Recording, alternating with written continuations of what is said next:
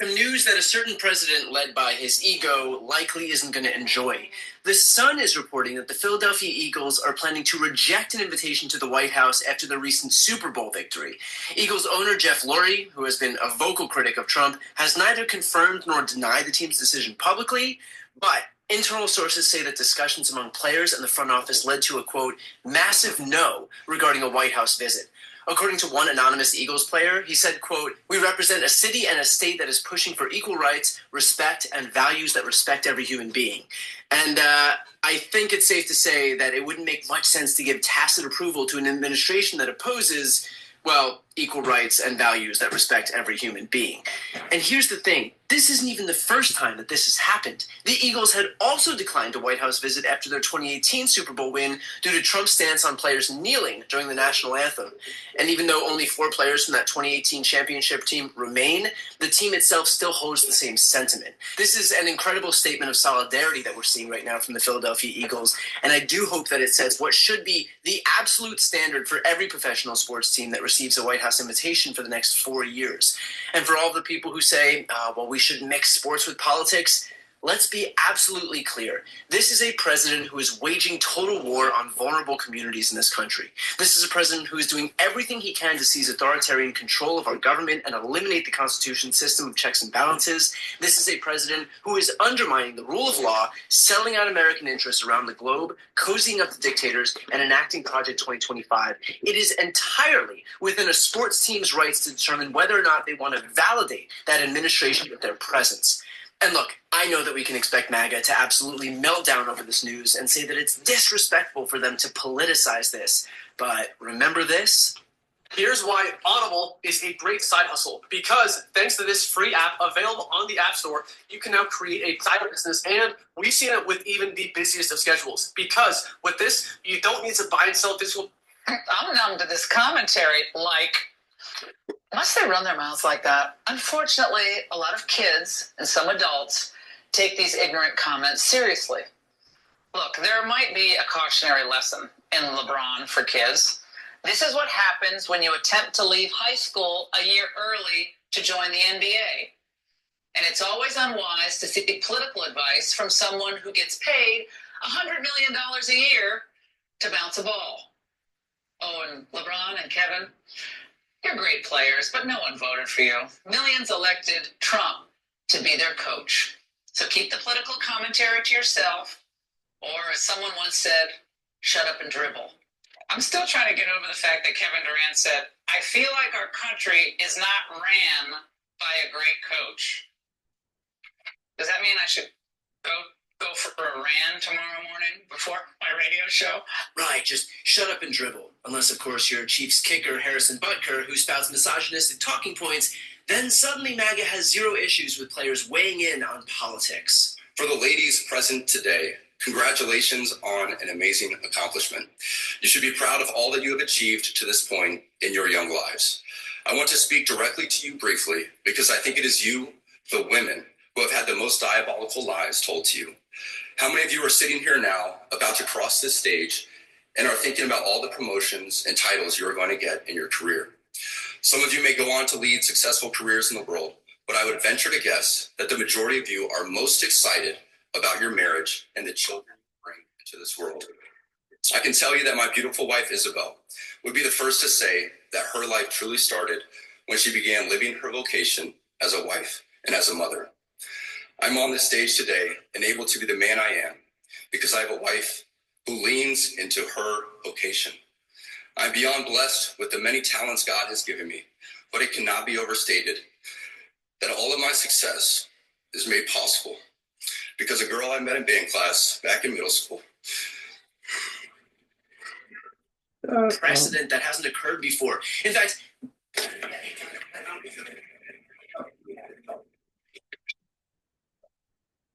hi, I'm Jeff. I'm a constituent. I'm from Pine Beach.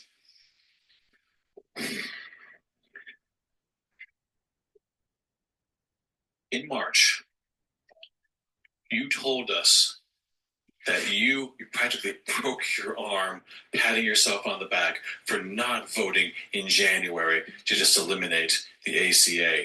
You told us that that was because You didn't think that healthcare could be solved in a couple of months. It's too complicated. It took you 3 weeks.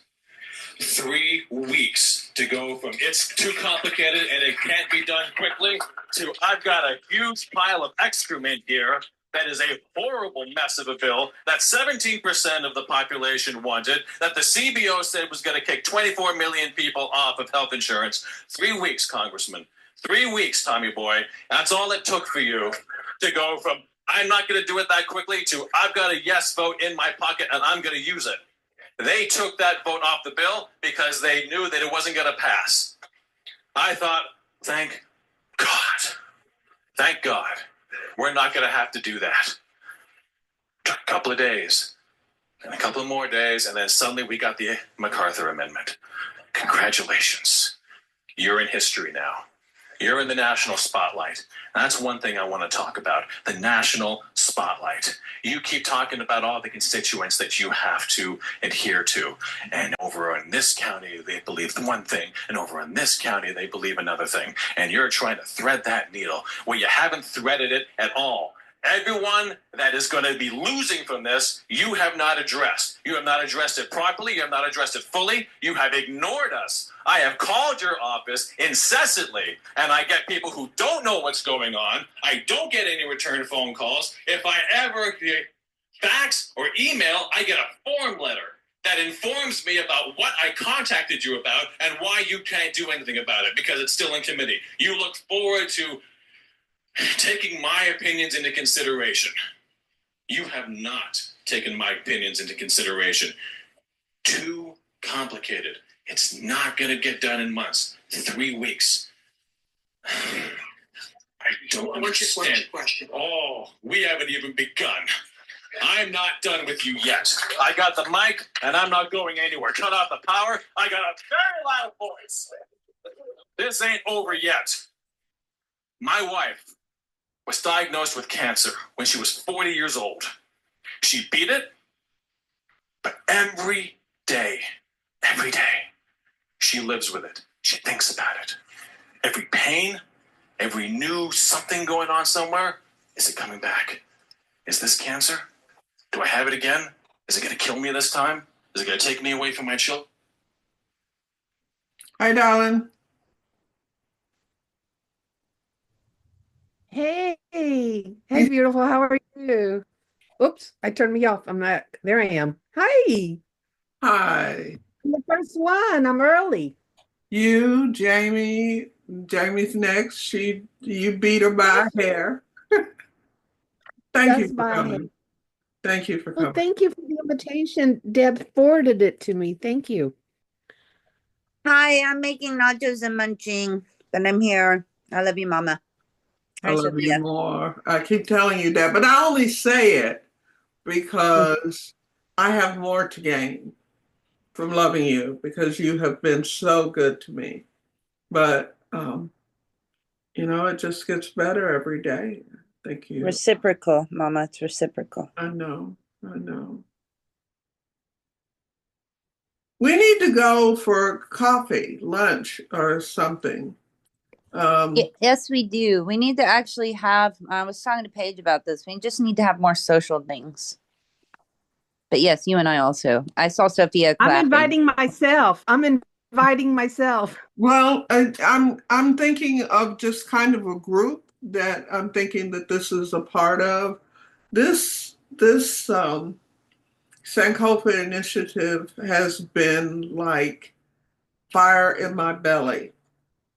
I don't know how. Hey, Timothy, I don't see you, but I see your name, so I know you're here, baby. Oh, Dr. Giles did get on for a little bit. Okay.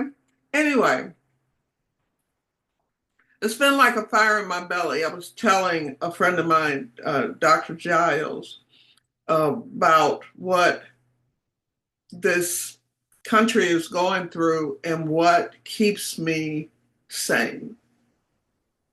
And part of it is that I've had the opportunity to see the rest of the world, a little bit of the rest of the world, and understand that however your faith runs, it is more than anything having to do what's right. I'm writing a piece called The Thing About a Lie, The Things About a Lie. You know, lies actually are really a sign of desperation. People are desperate. So let's lie to you. So our job is to do our research, do our due diligence, and for the most part, work collaboratively. We can't do this by ourselves. Unfortunately, I don't have to do it by myself, and I'm hoping that this year will be filled with all of the collaborations that are going to take place. So um, I'm I'm here and I'm um, ready to share what I've been working on for exactly 1 year. What's so funny is that yesterday my friend left me 3 tickets for the Ebony Opera Guild, and because they couldn't go. And I ran into this beautiful lady. When I saw her, I knew exactly who she was. And I thought, how long has it been? And I guess it's been about a decade, I guess, or maybe a little bit more. But this is all about really all of the things that we've done. I never imagined that I would have had the opportunities to meet some of the most wonderful individuals who are definitely part of the answers to all of our problems, all of our actions. So I'm hoping we have a good turnout. But if we don't, I have enough material. Hey, Treasure. Hey, Mama PK. I think what I want to do is I'm going to give it another 10 minutes. But I want everyone to think about where we can meet. I think we have to create safe spaces for those of us who are honored bound to do the things the right way. And so I'm just hoping that one of those places will be the comic book store and bringing some young people.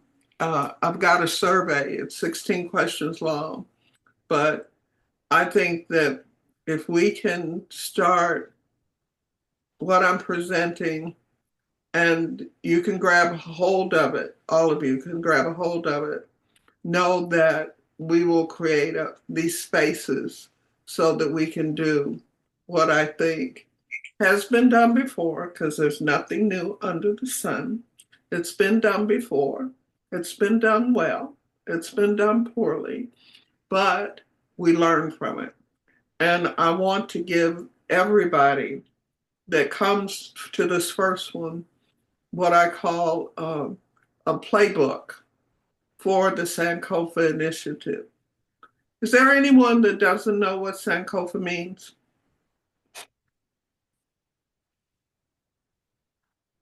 Oh, that's good. I Googled it, but I'd appreciate an explanation from you. Well, it's a Ghanaian word, and Sankofa is a symbol for the people in West Africa. That's meaning is deeply rooted in the concept of learning from the past to build for a better future. The term Sankofa is derived from the Akan language and it's broken down into 3 points. San, S-A-N, meaning return. Ko, meaning go. And fa, meaning fetch. Sankofa. In other words, the Sankofa bird is typically depicted as a bird with its feet facing forward, while the head is turned backward, holding an egg in its mouth, symbolizing the importance of taking the wisdom from the past, the egg, to apply to the future. It has 4 components: learning from the past, cultural heritage and identity, wisdom and reflection, and rebirth and continuity.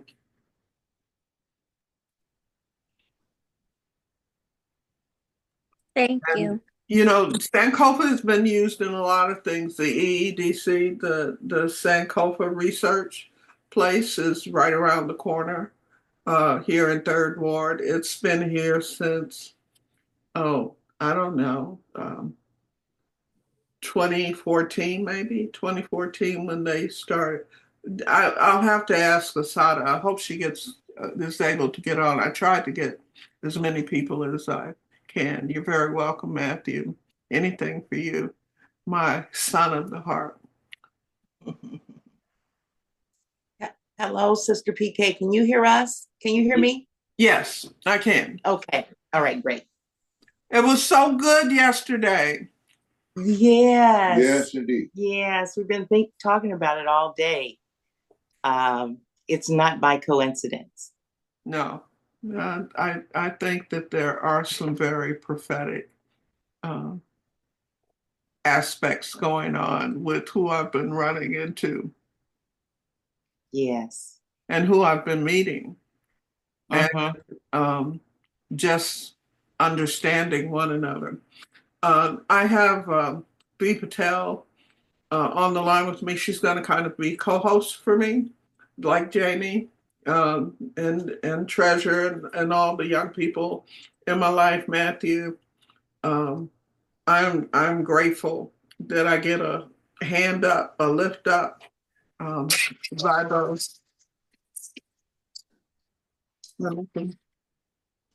Hey, Sister Mama Sonia, are you on? Huh? Don't have the link. Well, I can give it to you again. Okay, send it to my send it to my phone. Send it to your phone. Send it to my email, and I'll get on the computer. Which one? What's the story? Okay. Okay. I will send you what's the story. All right, we're getting ready to get this party started.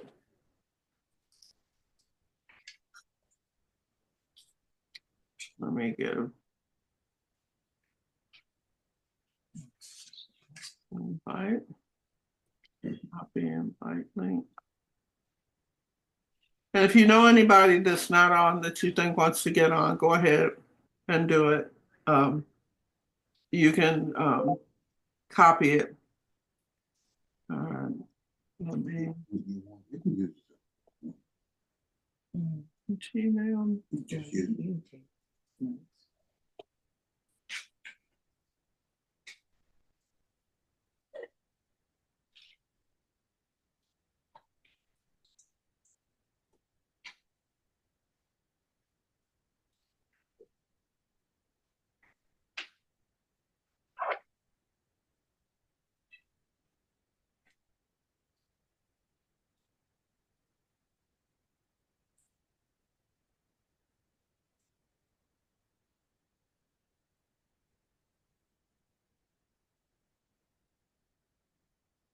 Rurab.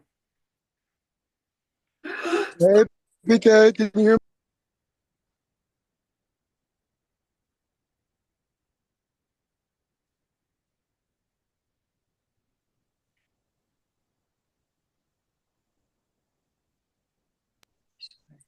Greetings. Did you call me, PK? Just hello. Oh, hey.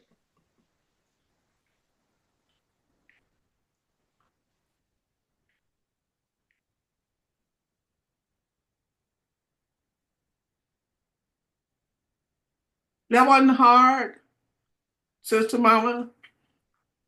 Yeah, I got it. Yeah.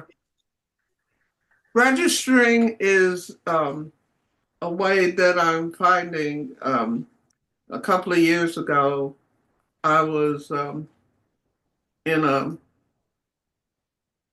Zoom call that had people from around the country on it. And they Zoom bombed me with some of the most vile and disgusting porn. And Oh my so God. it's just a safeguard. I'm hoping that my friend Mohammed from Pakistan, who is my partner in website design and things like that, um, told me that by registering, you can pretty much, even though I registered them, then it was one of those things that they made fake names and did people who, so another 5 minutes, and then I'm going to get this party started.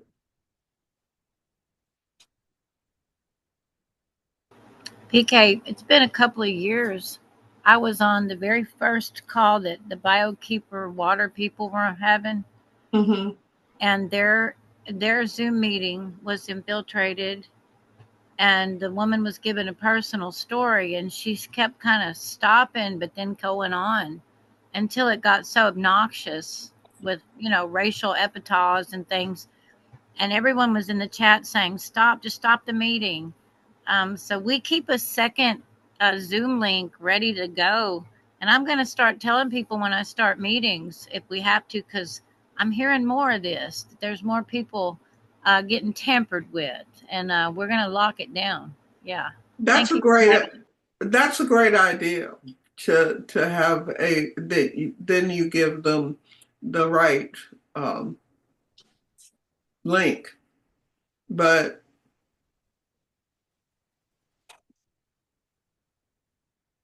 here comes it.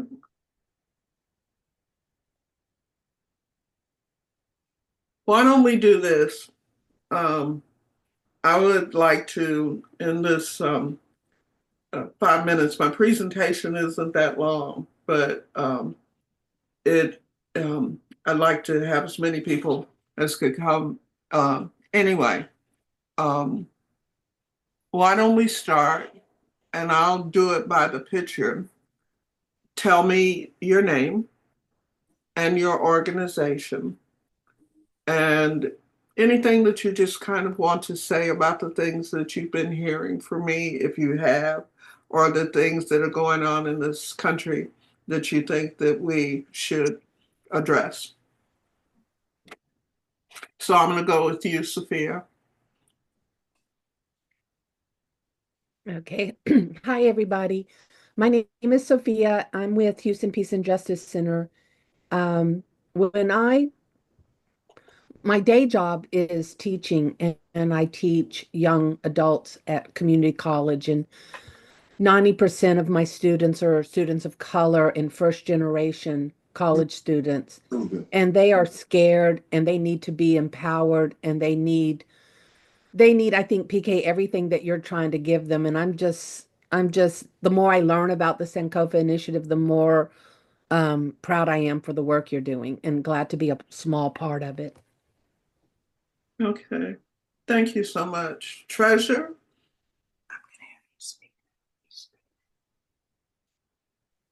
So my name is Treasure, and I work at Gulf Coast Cosmos Comics. We are a comic book store in Third Ward, and our mission is always to empower, educate, and entertain. That's really big thing that Byron, the owner, has always wanted to make sure that we keep at the forefront. and we use comic books to tell people stories and to make sure people feel like they can share their voice. So we do art workshops and things like that to give people the tools to share their voice. Thank you so much.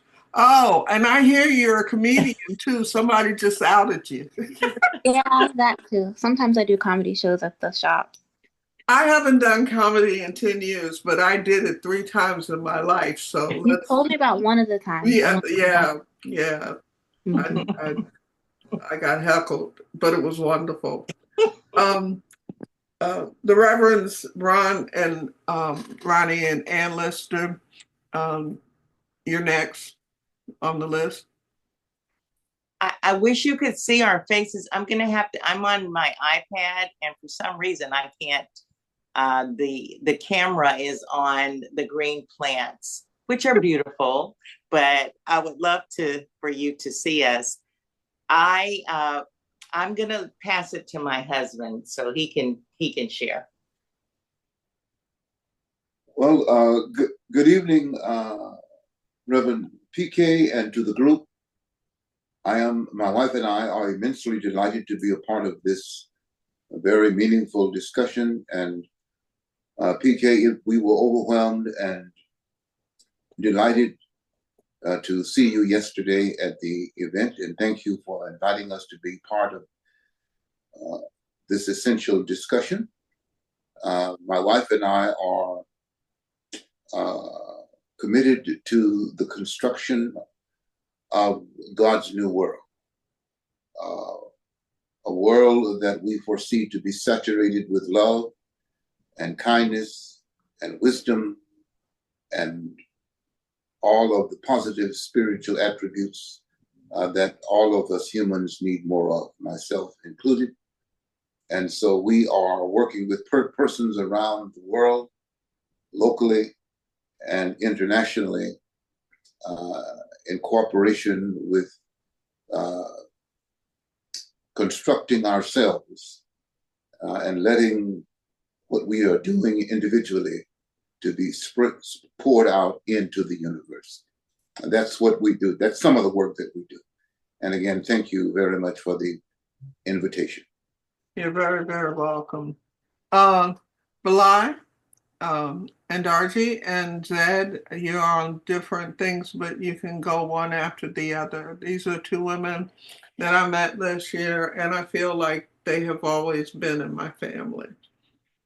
So whichever one of you wants to go first.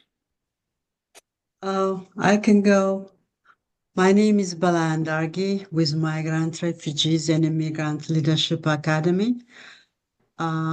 What we do is we bring leaders of diverse African communities together to learn leadership skills and empowering them to engage in civic activities and advocate for their rights. We are blessed to know you, Miss P.K. McCurry. I love the Sankofa deck that you prepared for the event. It's amazing. I'm going through them one by one. I want to memorize some of them.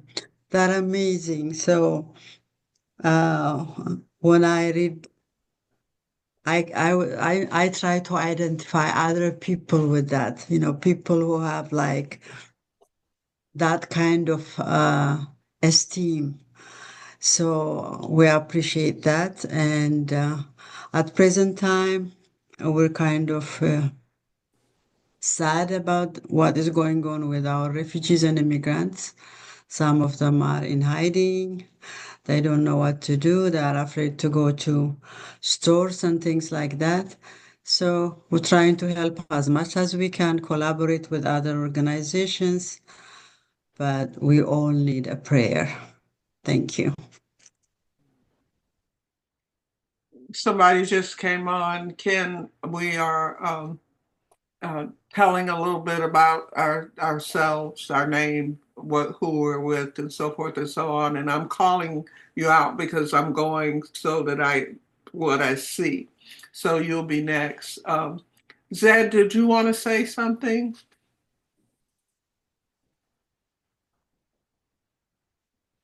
I can come back to you. Here's one of my co-writing friend, Reverend Jacqueline Giles. You said you're in class. Does that mean that you can't talk, or?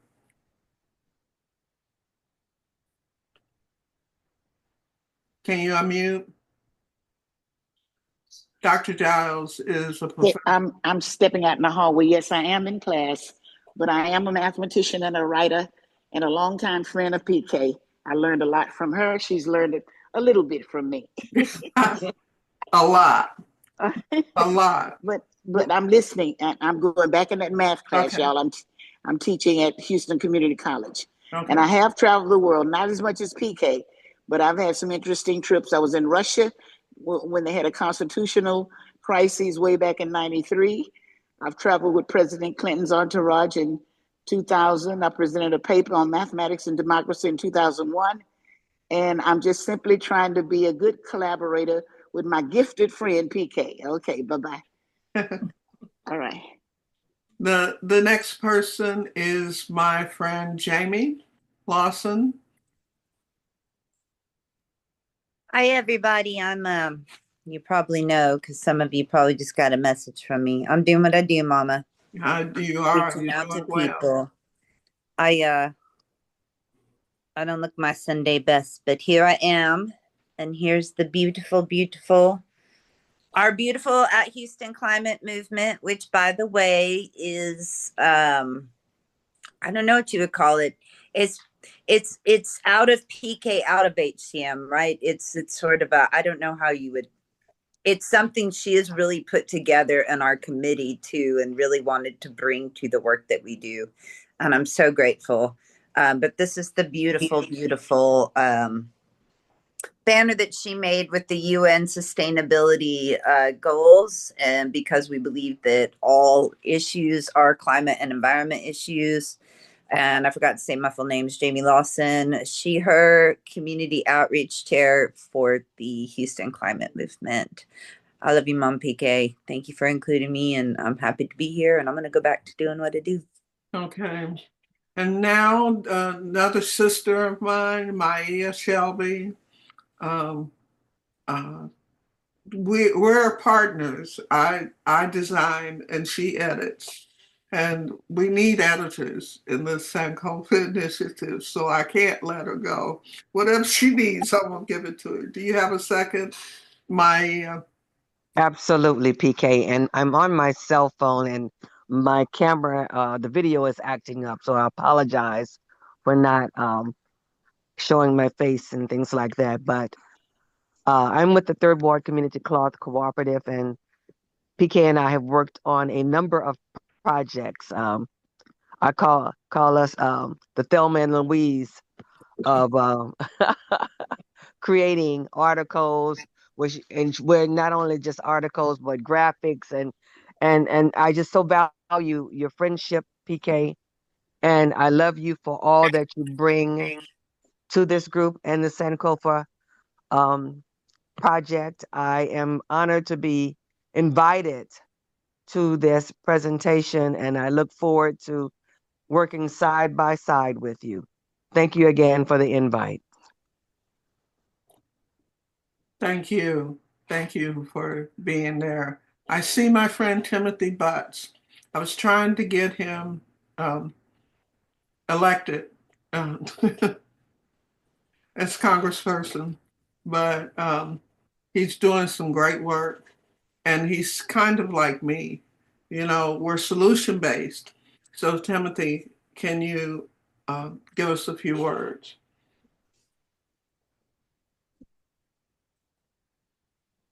Can you unmute?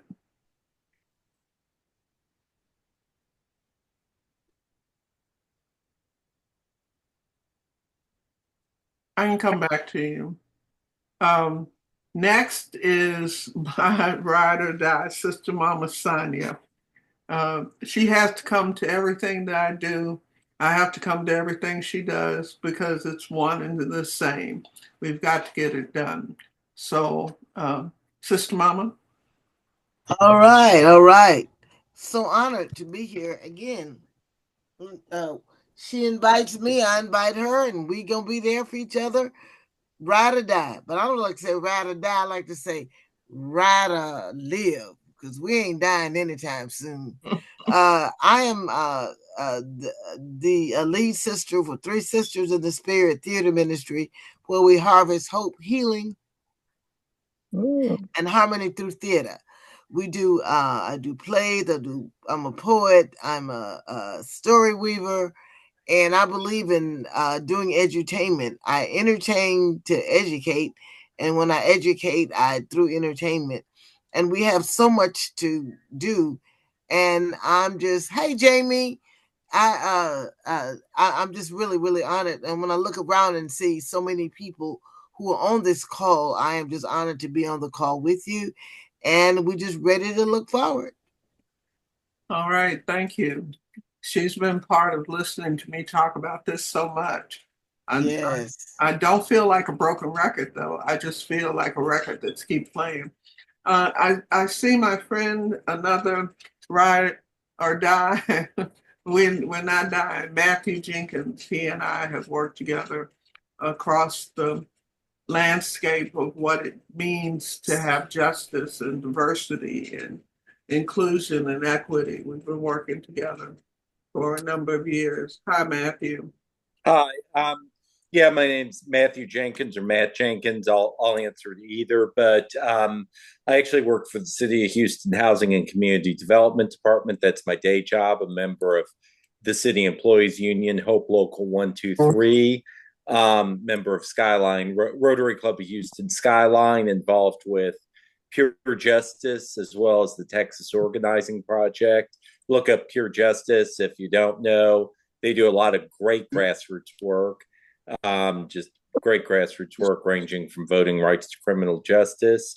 And very glad to be here and part of the Sankofa Initiative and continuing with reflecting on our future. Wishing the best for everybody. Thank you. And thank you. I want to say thank you to everybody for bringing so much to the table tonight, everything that we've heard and everything I know we're going to hear. So, okay. I'm going to do Pastor Deb and then Rob. Thank you, PK, and thank everyone for being here tonight. I'm honored to be here. I'm Pastor Deb Benario Martin. I'm with Zelma Friends of North Houston. We are a Quaker organization. It has never been a better time to be a Quaker organization. As I put in the chat, it's probably not going to hold long, but we actually won today in court about the ICE immigration. Hi, Matthew. The sacred places of worship, the Sikh temples, and the Quakers have sued the administration and prevailed today in a lower court. So pray on that. Zelma is we're a multiplier organization. We work in quality of life and social determinants of health improvement for our underserved Northline area. We've just spent 7 years building a super neighborhood.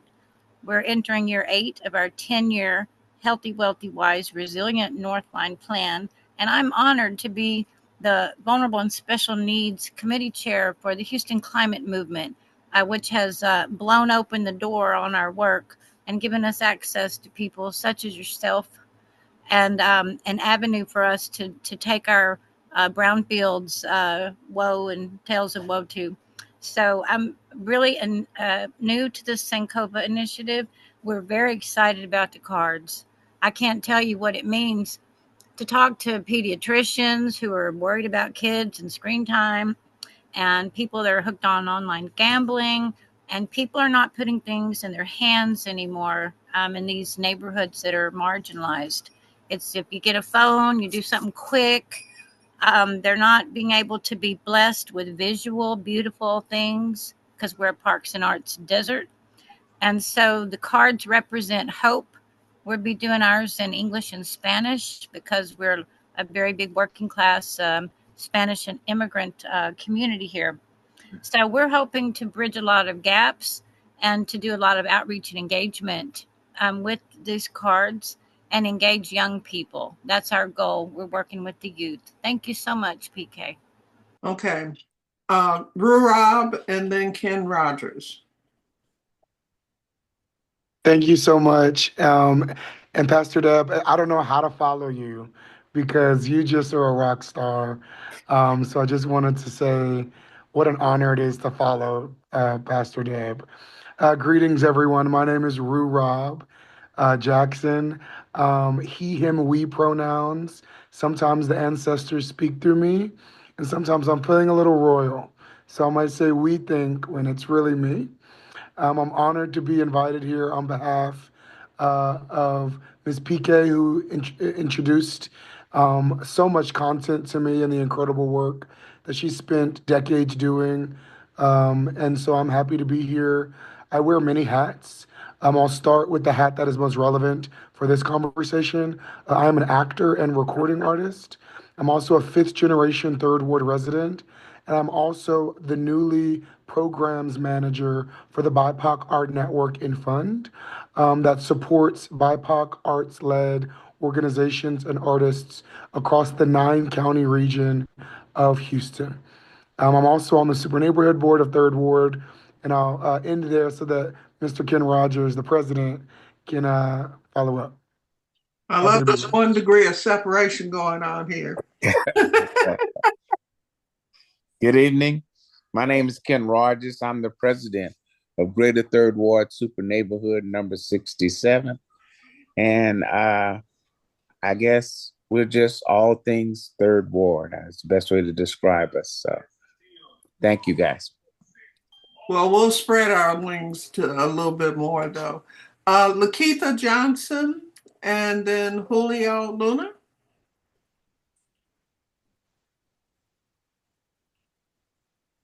Hello, good evening, everyone.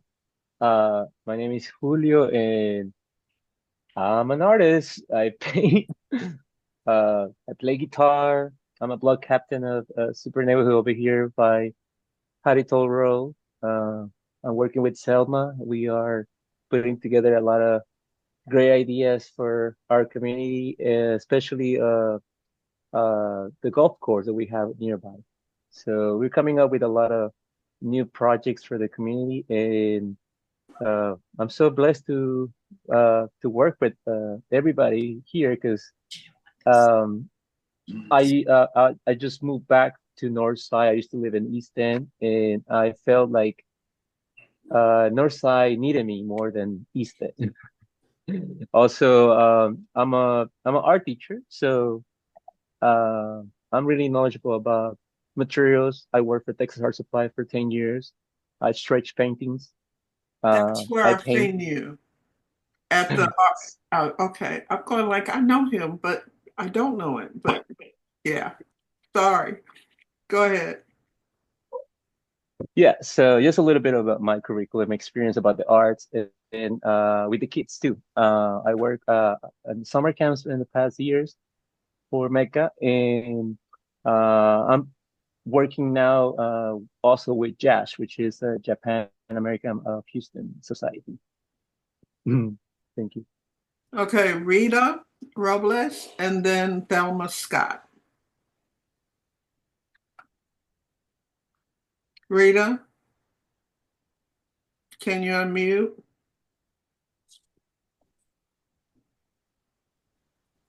Okay, I'm going to let Miss Scott go next. And PK, my phone is going in and out because I can't get on the laptop. I don't have internet. But my okay. phone keep going in and out. But I think that Miss Johnson that's on there, Lakeitha Johnson, worked with me, so she's going to introduce me because she works with me. But this phone, it keeps going in and out, and I'm not getting good reception on the phone. I just can hear you. Miss Johnson, are you still there? Yes, I'm still here. Okay, well, can you tell them a little bit about Safe Diversity? Safe Diversity, we work with students from kindergarten through K. I will. To educate them more on what we got going on within the community and engage them into everything. And we do what is yeah. I'm sorry, so sorry, y'all. I'm trying to think. That's good. That's good. We do a lot with the students. We'll put it like that. We put them out there in the community, get them involved with everything. Yes. We get her done, so to speak. Yes. Okay. I see Noah Rattler. At first, everything I was seeing there, but you all are moving around like playing. What's the chairs? Sitting down on the chairs. Anyway, Noah Hey, Rattler. PK. Yeah. And PK, did you see Randy. my message about Akua? No. PK, did you see my message about Akua in the chat? She keeps getting some kind of weird Google AI thing. Can you? I'm sending you the screenshot, but would you mind? I can't give you this screenshot. Would you mind texting it to her directly? You get a chance? No problem. It's not. Nobody else seems to be having the issue. Thank you. Okay. Noah, and then Randy Trevino. It's okay. It's okay.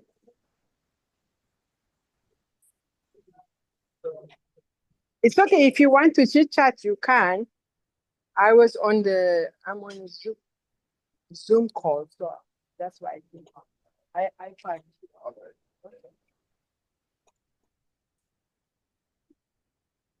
Okay, Noah, can you unmute?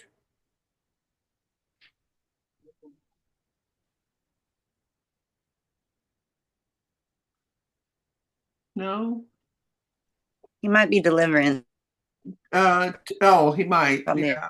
Hey, Noah Rattler from South Park. I'm door dashing right now. I'm listening. Okay. Okay. I'm trying to Rita Robles. I haven't talked to her in a while.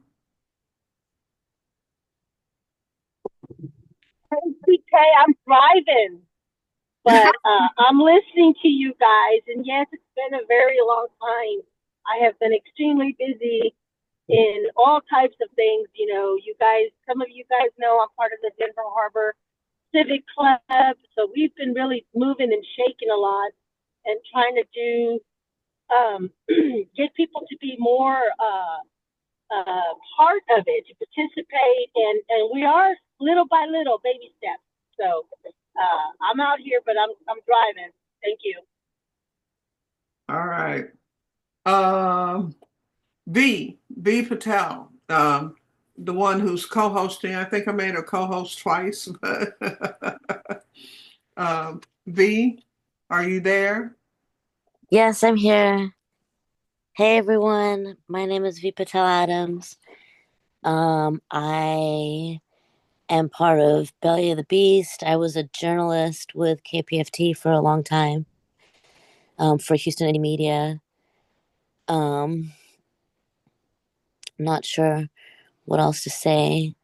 Something that I've been thinking about all day,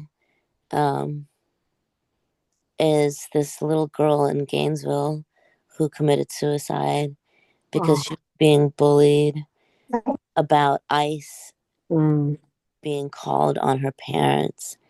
And so we're doing a vigil tomorrow. And so that has just been on my mind all day. Just kind of the grief that we're all dealing with right now, with everything going on. But yeah, thank you for having me here tonight. Is there anyone that didn't get on that maybe I didn't see? I know a couple of new people got on, but I think that what I want to do is show you this presentation. Hi. And Is it okay if I introduce myself super briefly? Sorry, my voice has been kind of leaving me recently. Hi, my name is Randy Trevino. I'm based out of Southeast Houston, and I am a co-founder and director of a grassroots organization called the Raíces Collab Project. And amongst, we do community outreach work within the organization because we manage the carbon capture, the Texas Carbon Capture Community Advocacy Coalition. But in terms of our art projects, we really focus a lot on both art and conservation in terms of how we connect with people. And so some of the projects that we've already been working on, but want to add to are our storytelling projects, both short form and longer form, and also telling stories that are multi-generational from different perspectives. And one thing, just kind of putting it out there that we're working on is putting together an art cafe or like a crafts cafe, which is basically a place where people can drop off materials, things that they're no longer using, that they're okay, you know, donating for community use. And primarily, we want that to be available, yes, for artists and also for students who are working on school projects. Wonderful. Well, as a storyteller, a griot in my community, Sister Mama Saya and I both are. Whatever you need, it'll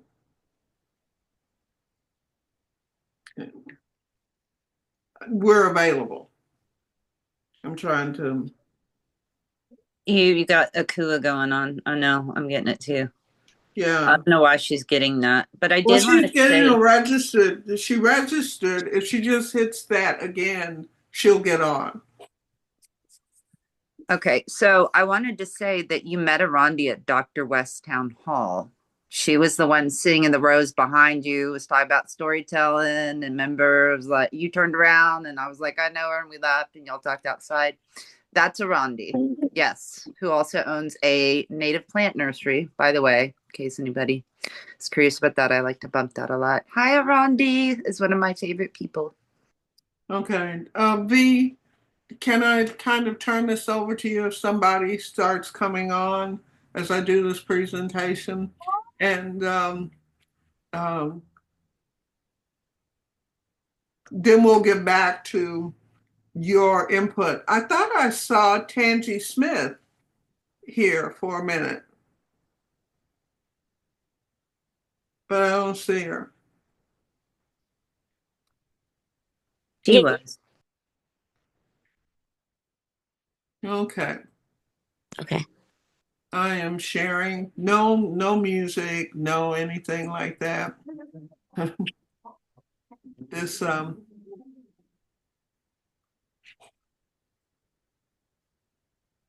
I have about 300 pages of writings. Come on, let's get you to the top.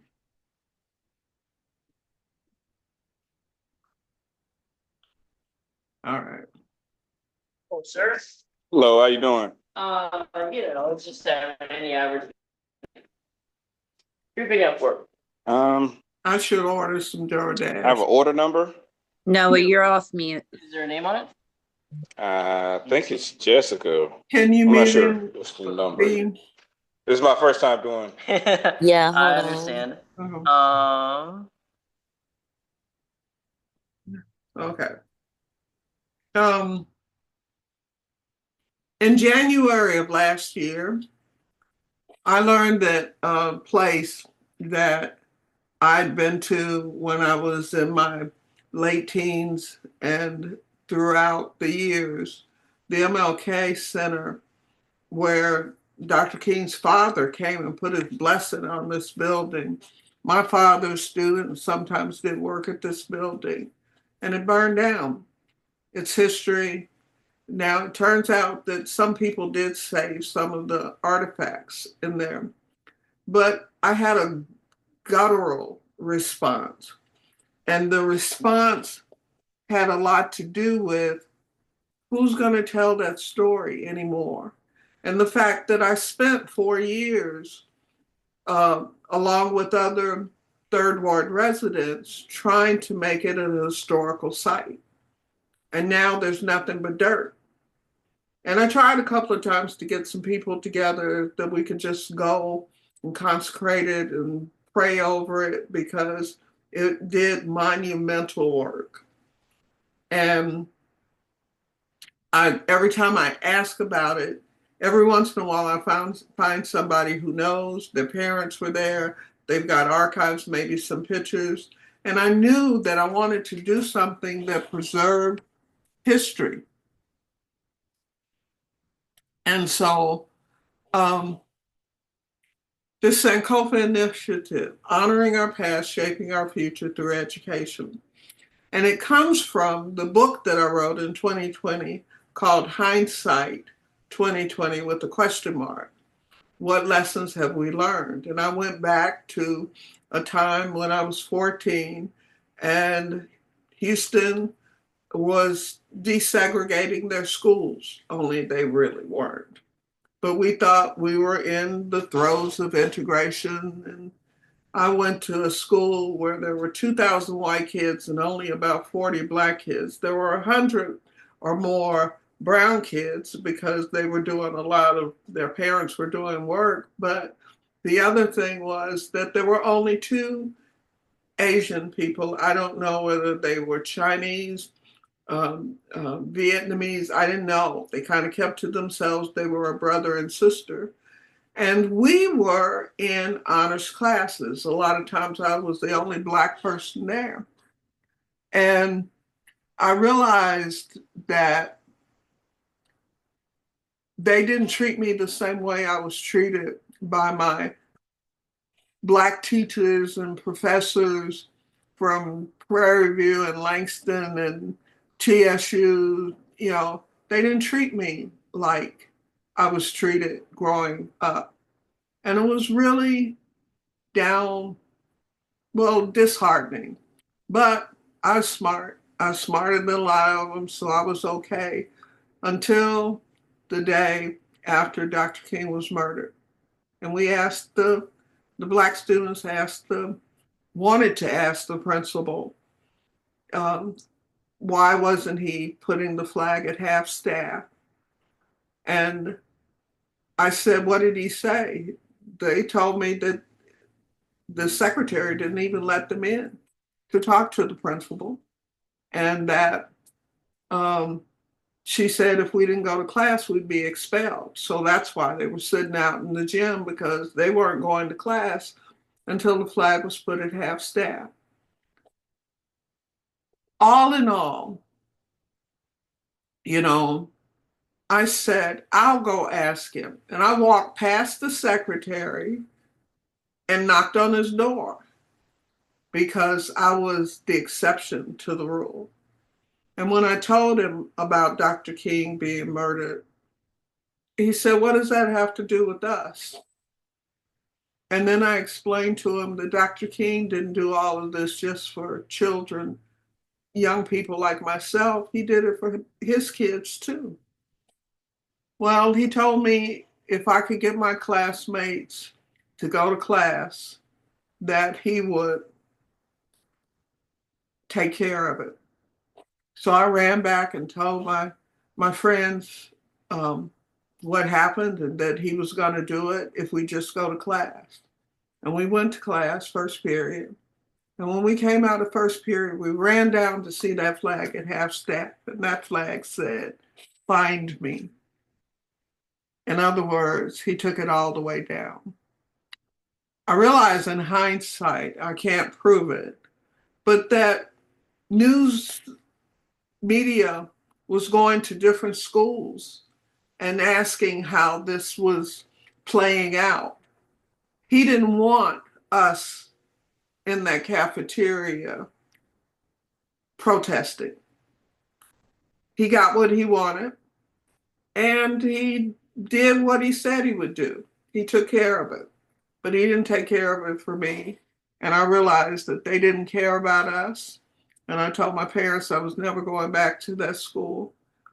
My father agreed with me, but he said I had to finish out that year. And the next year I went, or later that year, I went to Jack Yates, Crimson and Gold. And it made a difference. But it stuck with me What does it all mean? In truth, we've been there, we've done that. There's nothing new under the sun. We've got playbooks, and we are critical thinkers. And everything we want is already here, already been done. And I think we need to look at all the ways in which together we could make a difference. So,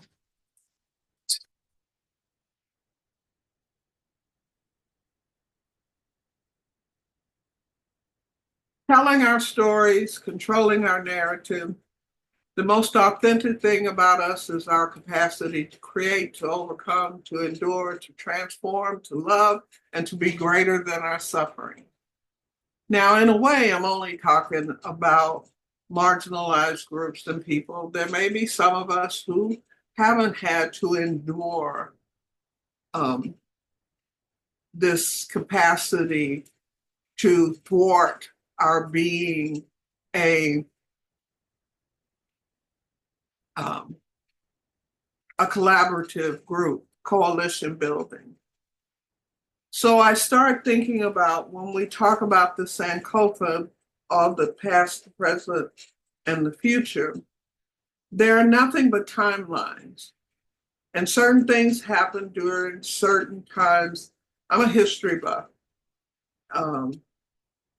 I loved history more than just about anything. And it's interesting that the history that I was being taught, in those historical Black universities was our history too. And now they don't even want to say the word slave, or they don't want to say Jim Crow. They don't want to talk about those things. And they definitely don't want us really looking back, because we will find out that they're doing the same thing that they've done before, and we didn't kowtow to it. So we need to create these tools that help us understand history, recognizing patterns, and intentionally shaping the future. And in order to do that, that means that we have to have spaces to come to do it, that we need to be able to record it in all these different ways, because these things, these timelines that we create and find the narratives of, help us visually and intellectually connect the past, present, and future in a way that guides us towards peace and pride.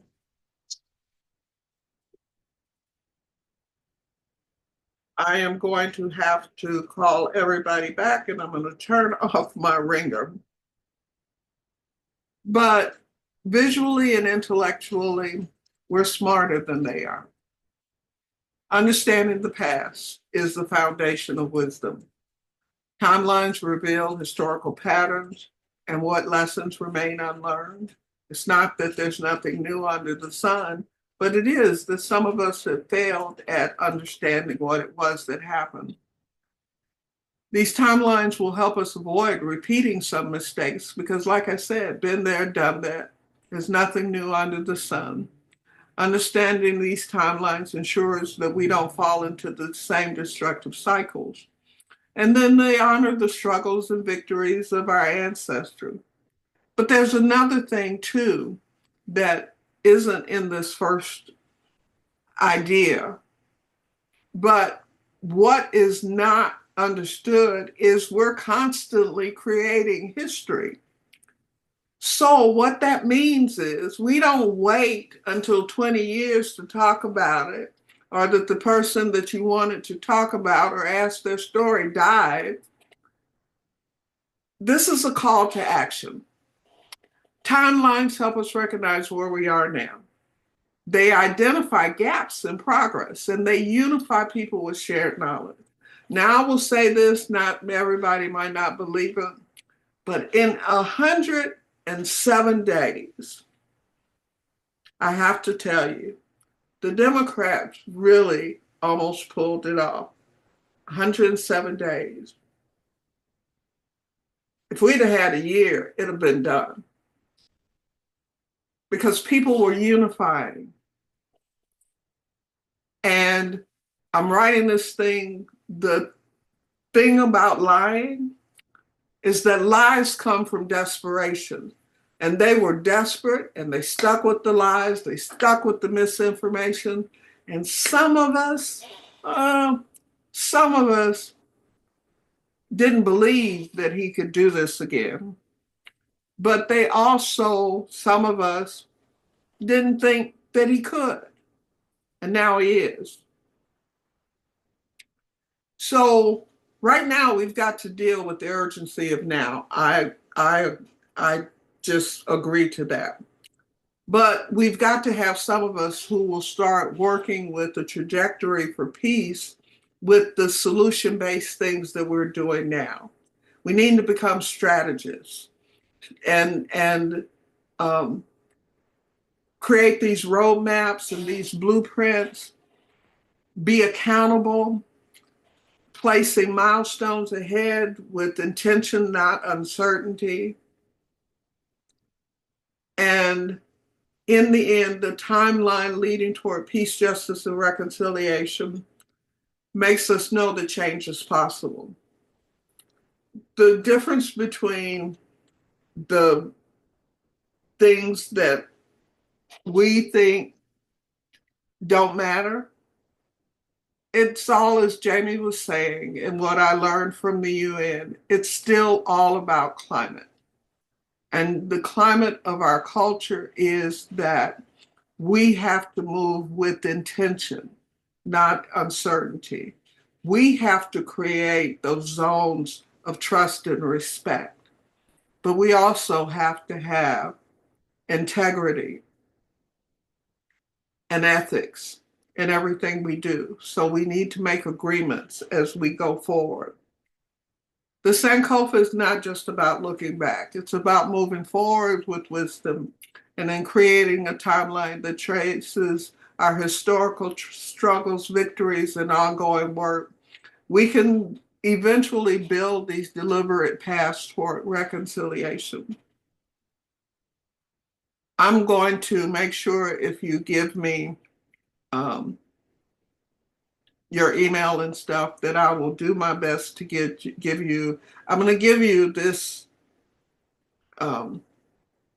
presentation, but I actually have a roadmap that everybody can use, whether or not they're going to do decks of cards, whether they're going to do comic books or graphic novels, whether they're going to do movies and reels. And we're going to find a way to record all of these things for future use. Nobody's going to burn it down. That was Tulsa, Oklahoma. That was Florida. You know, they destroy what they don't understand. We're going to be stronger than that. I remember a few years back, the first time I did what I called a Sankofa event. The Sankofa was a webinar series that I did with a friend. But, you know, not knocking my white friends and colleagues, they didn't have the same interest that I had in it. But now I think they're beginning to see. These women that I met, Bala and Zed, they were talking about the Atlantic slave trade because they're direct descendants more than I am. I'm a child of the diaspora, but they are direct descendants of those that got left behind. Because why? We need to find out why. And we need to do what they're doing with their leadership. They need to teach us. Now, the Sankofa deck that we did, that we put out, we gave to about 50 people. I have feedback from that. That's in the playbook. But the Sankofa I guess, needs to be trademarked as part of a movement. This is, I have about 12 decks in the making. I just don't have enough people to help me do it. These are some examples of some of the ones that I've done. And in the end, I can't do it by myself. I was hoping that I'd get a little help from one of the grants, but I didn't do that, so it's going to have to be us. Because these timelines are not just historical tools, they're guides for action. But that means that we have to meet with each other, and some people are better historians than they are designers and etc. So I'm looking for passionate artists, writers, musicians, designers, and visionaries who strive to inspire, motivate, and heal. This initiative is rooted in the values of integrity, ethics, trust, and respect. Trust and respect is something that I really work at. So I think that we can work together to create harmony and peace, and I'm asking you to buy into this in any way that works for you. And now that's the conversation that should be right now. That was it. Hey, Rob. Thank you, Ms. PK. And I just want to tell you that as the young generation, we are fired up and reminded by the work that you and the ancestors have done to ensure that we do not give up and that we answer the call. So we are going to continue to answer that call. I did have a question and thought around, I remember a few weeks ago you shared the 7th generation strategy. Yeah, is that connected? Yeah.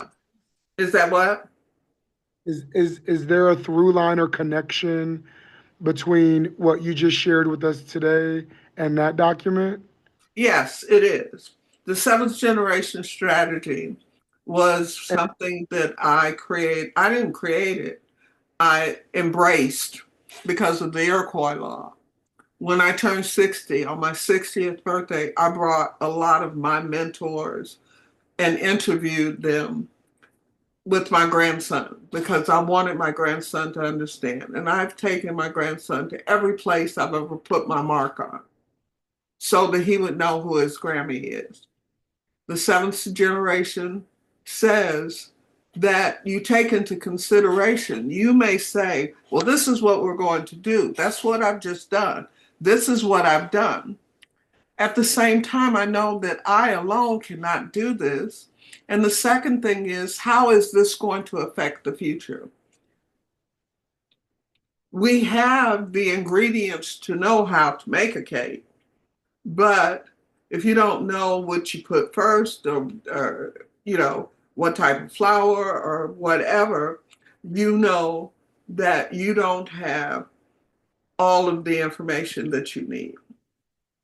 This information is not something that I myself am giving. I'm not trying to be a dictator.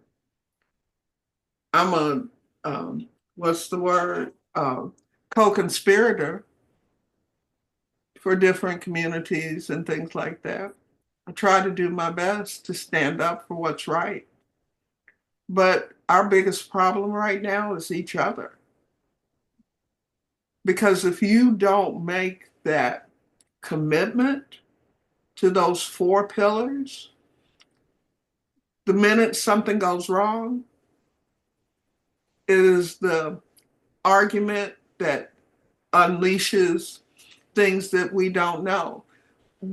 And I'll give you an example. The 2 men that were arrested in Starbucks for sitting and waiting on somebody, a white woman and a black woman, start taking pictures. They were both incensed. And later they sat together and they decided, I guess a month later, that they were going to create this collaboration. Yeah. Yes. And they didn't last a year. They didn't last a year. If you don't know how to talk to people, if you don't know what gets in the way, if you don't know what triggers you, go Right. get on the couch. Right. So, Ms. PK, what I went ahead and did is I summarized that document that you shared with me, and I put it in the chat. Please, apologies for the formatting. It doesn't work well when you paste it into the chat. So I was able to summarize for everyone here that seventh generation strategy. And please let me know if there's anything specific you want to highlight, add, or change based on what I put in the chat. But I thought that'd be helpful because it was kind of dense, but I read it and I appreciate the thoughtfulness and I all the. appreciate you being accountable and doing it. I love that. And that's what's been happening with just about everybody that I know here is that we have been faithful to one another. I'm not saying we don't argue or, you know. We debate. I don't even debate because debating sometimes is about trying to prove I'm right or trying to prove you wrong. A conversation is that we listen to one another. There's a thing called appreciative inquiry that I learned about in 1997, where you sit with the person that you've never met and you all talk with each other, ask each other questions. And then when you come back to the circle, you don't tell your story, the person you met tells your story. We've got to learn how to listen to one another. And we've got to stop putting up roadblocks because of something you don't understand. Go figure it out. Go ask the person before you, like I said, lies generally come about because of desperation. You got to be desperate to lie. In the end, truth will out. And with the kind of work we're doing, truth is the standard bearer. PK, I've learned so much from you. I have a comment in the chat. I already sent you the copy of the letter from Congress. 92 people signed that letter. Yes, and, ma'am. And I put it in chat. Do you all see it? If you click on it, you ought to see the letter from Congress with 92 signatures. You see it? Yeah, I've got it. It came on my phone, but you put it in the chat. I put it in chat. Do they see it? Respond to it as you desire to do. But I thought that was relevant to what we're talking about. Okay? And Absolutely. there are 92 signatures on that, and it's an official letter. And the only reason I have it is that my daughter works for the Department of Education, and they passed it on to her, and I'm sharing it with you all. I did not realize that what you were doing was so related to it, but you all should critique that letter, and your congressman is probably one of the signatories on it. And thank you. I'm in class, but I had to say that. Thank you so much. Thank you, Jackie. I appreciate it so much.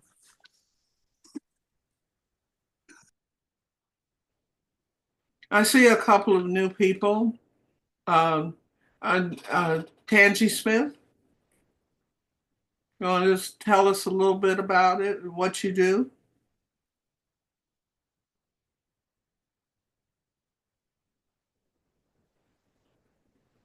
Okay. I'm driving. I apologize. You're driving? Yes. You got a car? Yes. Well, all right now. Tell us a little bit about yourself. I'm Tangi Smith. I am the founder and executive director of Texas Federation of the People Foundation, and we are a reentry organization. And what we do is we focus on the holistic aspects of reentry. It goes deeper than just getting out, finding a place to live, and finding a job. We basically want to make sure that you're mentally stable in order to work a job, so there won't be any high turnovers or it won't be any setbacks on what it is that you're doing while you're actually working your job. We make sure sure that people, when they go out and apply for employment and they get the employment, they have the mental capacity to deal with rejection and deal with any other thing that employment has to offer. So that's basically what we do. On top of that, we deal with climate change, we deal with housing, we deal with community violence interventions, and there's a whole slew of different things that we do. So we basically are just community driven. And that's basically what I do. And thank you for the opportunity, PK. Thank you. Open to all, kind of 24/7. Let's see, who else did I not see? I saw somebody who came on. Sean Owens Lemons.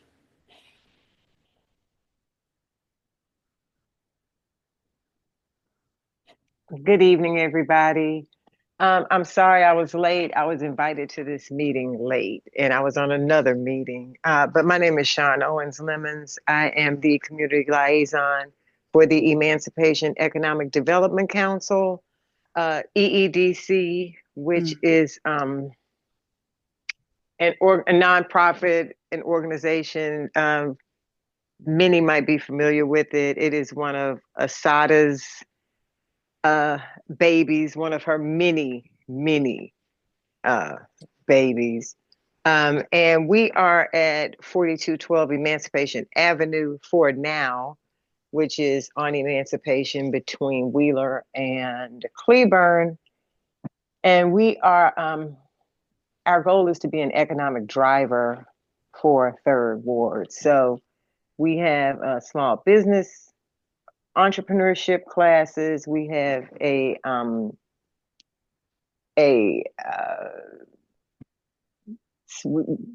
people that have graduated from the program have small business spaces in our office space.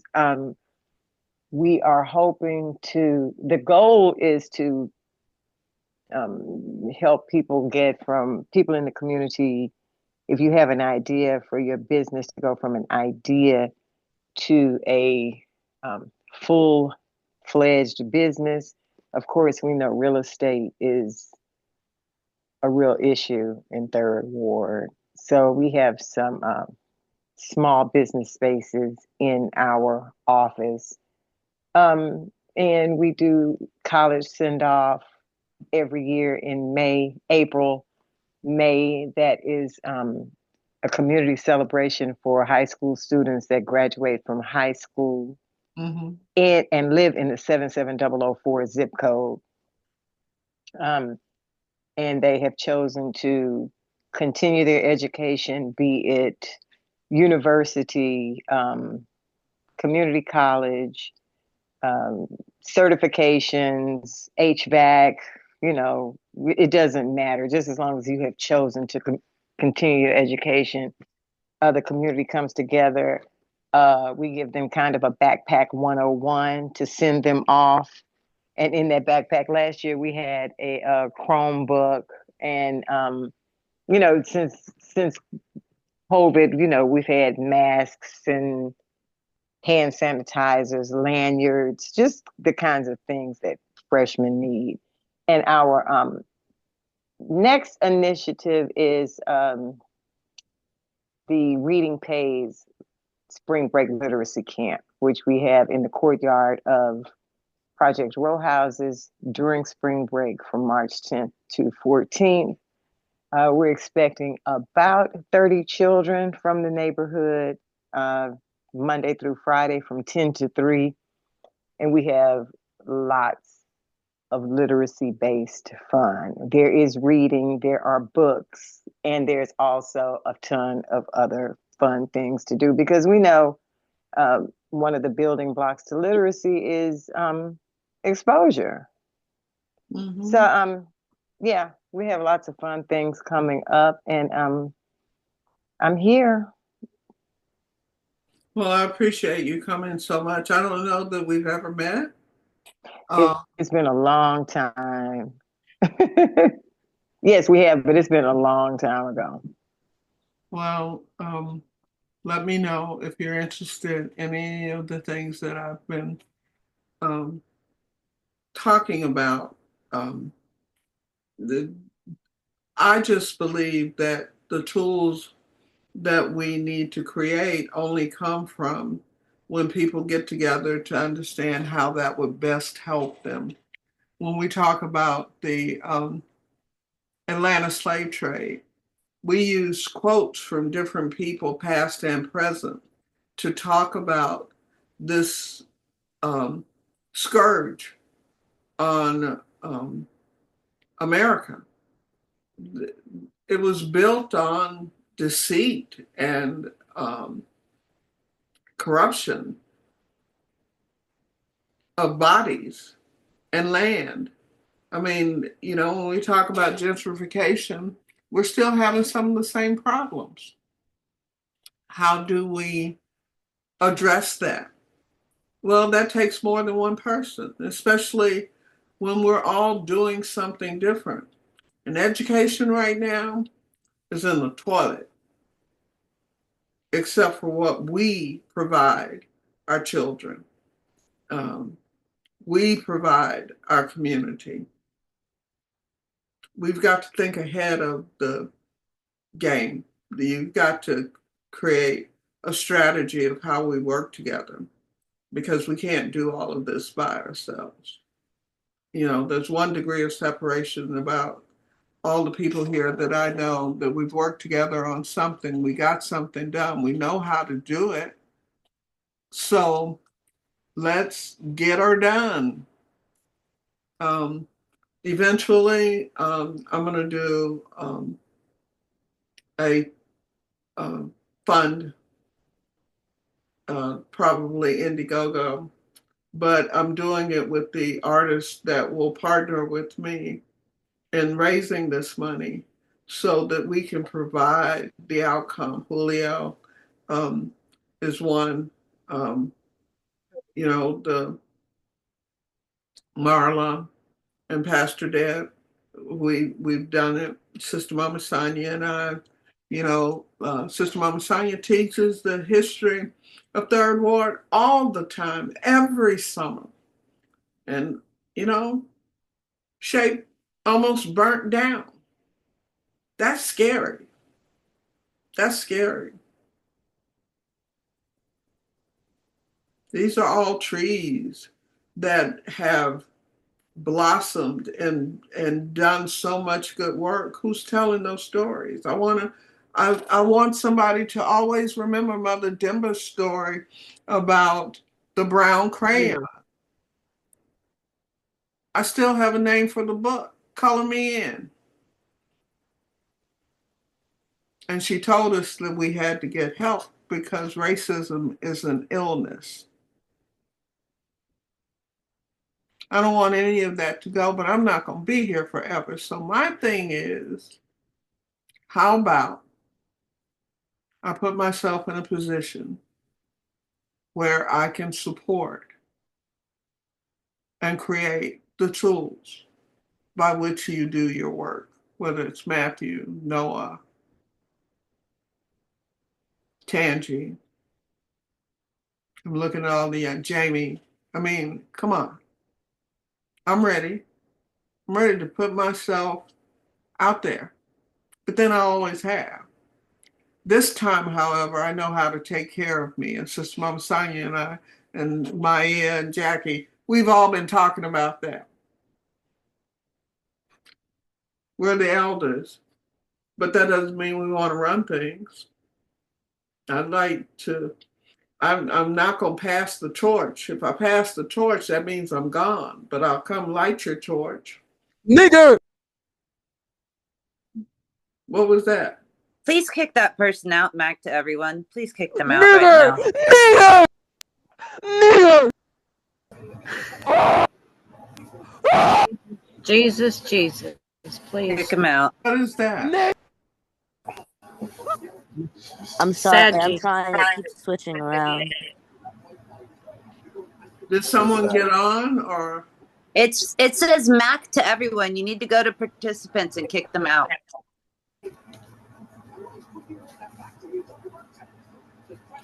And I did not write what it says I wrote right there. They just changed it to me. That's not me. That was my next question, but I knew it was wrong. So they're still on here somehow, it seems like. I don't know. I think V must have gotten them off. Yeah, I think I did. Yeah. Yeah, I definitely didn't say that to anybody, just so you know. We know who you are. We know you ain't said that. Thank you, Tangi. By the way, it's good to see you. I love you. I miss you. I just want to say this. Whoever they are coming after me, coming after us, go ahead. They weren't the only one that jumped on. I saw somebody else real quick too. So, Mama, do you mind if I say something? Hey y'all, just quick. Go ahead, Noah. This happened during Zoom. This is the big issue with Zoom during COVID. People, you got to have a password on your meetings. If they're public, like events, people can find them because little kids go surfing through stuff and they find it and they jump on and do stuff like that. So if you do an event on Zoom, you got to have a password to get in. Some way, like you have to have some sort of permission. So just going forward, remember that, or that will continue to happen. All right, I'm going back to my delivery. So yeah, I don't know. Sean got kicked off during that. Mama, do you mind if I say something just real quick? Oh, go ahead, baby. It's your turn. Thank you, everybody, for coming on. I know, Sean, it was a bit late, but this is what I do sometimes when PK's got stuff going on. I go digging. I'm like, come on. I was a little bit late on this, wrapping some stuff up today. We did the Third Ward Mental Health Focus Group over at the EEDC office on Saturday. So thank you so much for that, Sean. That was amazing. Yeah, I agree, Treasurer. We should probably find some other alternative, but I always do the passwords and not the registration. And I started putting it to where people had to wait for me to come in and I had to add them. But anyways, the other thing I wanted to say is, do you want to talk a little bit about the summit and how much that's aligned and how that has turned into being a theme of youth empowerment and your role and what you're wanting to bring there with the special activities and the Sankofa Initiative, and also everybody else that I reached out to. Thank you for jumping on. It's good to see you all. Well, definitely during the summit, I'm hoping that we will have a breakout session where people can learn this and get the blueprint for doing so. I'm going to, in the meantime, I'm going to work with Rurab and Julio and all of those young people that I treasure to make sure that I'm building capacity for this. And if it's anything that you think that I need to change, I'm all for it. It's not that I don't have help. I mean, Jamie, Sister Mama Sonia, Maya. I mean, I got a a posse, so to speak. But we need money, and I need people that understand that this is not another company. This is a movement. It's a movement. I've been blessed to set and sweat lodges. I've been out in the desert outside of Jordan at the place where Abraham pitched his tent. I've been in South Korea and just a spit throw away from North Korea and what that meant. I've made my share of faux pas, but I've always gone and said, if I've upset you, you need to tell me what I did so I don't do it anymore. And I've humbled myself from those that have less than me, but somehow have a a strength that is worth emulating. I've had some incredible experiences. And I think that to lose them, if I don't give these, I'm starting a library, a digital library for my family. But I'm going to have to get the young people to help me because my siblings going like, I'm not that good, or I can't do this. But we can do this. And I'm hoping that you'll reach out to me. And if you'll reach out to me, that you will also tell somebody else about this initiative and how I might be able to help your organization or your group or the children that you teach, or, that I can help you design these tools that have always been here. We built upon them.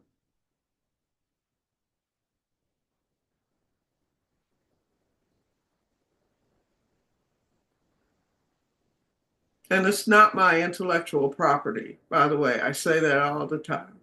Take it, use it, do with it what you will. That's not going to hurt me. First of all, you can't do it as well as I do it because I've been doing it longer than you've been doing it. So I'm okay with that. But at the same time, I do understand that there's nothing new under the sun. And if you can use this and it changes lives and it changes the trajectory of this madness into something where we can walk peacefully down the street without having to worry about idiots who think that they are the second coming.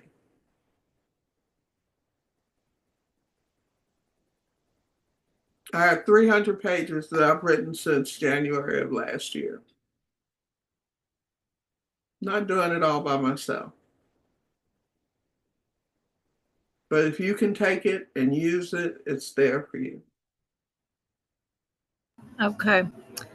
PK, I'm going to tell you, I don't know how that I can help. I know that Julio is a professional artist. He and Michael do a lot, and we've been really impressed and compelled to have a deck of these cards and to work other neighborhoods. We work a lot with Marla. We feel kindred to them. They're an immigrant community. And I want to thank you for bringing people together. And I want to say that what we're trying to also create here is a safe space, a Right. safe space. And, we were just violated in that safe space. And I've been praying over it because the truth is there's a lot of people out there that aren't right now. And not all in-person gatherings. I wanted to share this. Our super neighborhood meeting was canceled at Northline College because we are now going to all need to have $1 million abusive person indemnity. I never heard of that. The civic clubs have been meeting there with a waiver.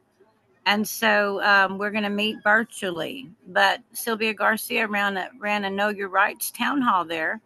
And a man showed up with a gun and said he was there to make citizen arrest. Well, in the parking lot. So these neighborhoods like what we live in over here that are dangerous and marginalized, we're not about to start beating the kettle for people to come out in the streets and have their picture taken and be rounded up. We're working almost, I'm just going to say it, we're working in an underground fashion with trusted people in small circles, and we're connecting dots and we're tethering. And you and I have talked about this. So I see Thelma's here. I want to thank her for coming. Dr. Scott, she and I are working together. I see Tangi and I work together with Houston in Action. So many people.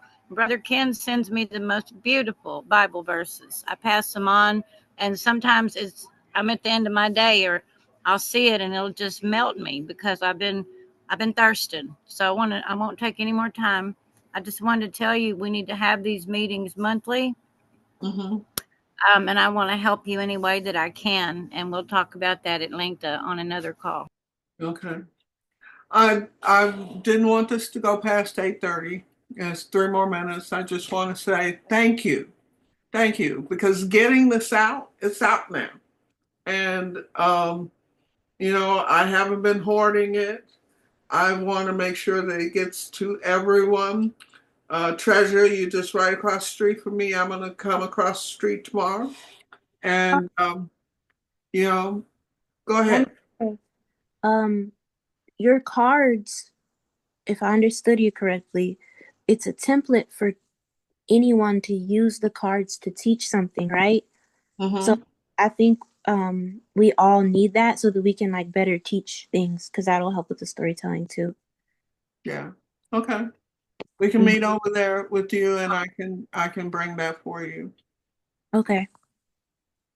I am going to send everybody a survey though.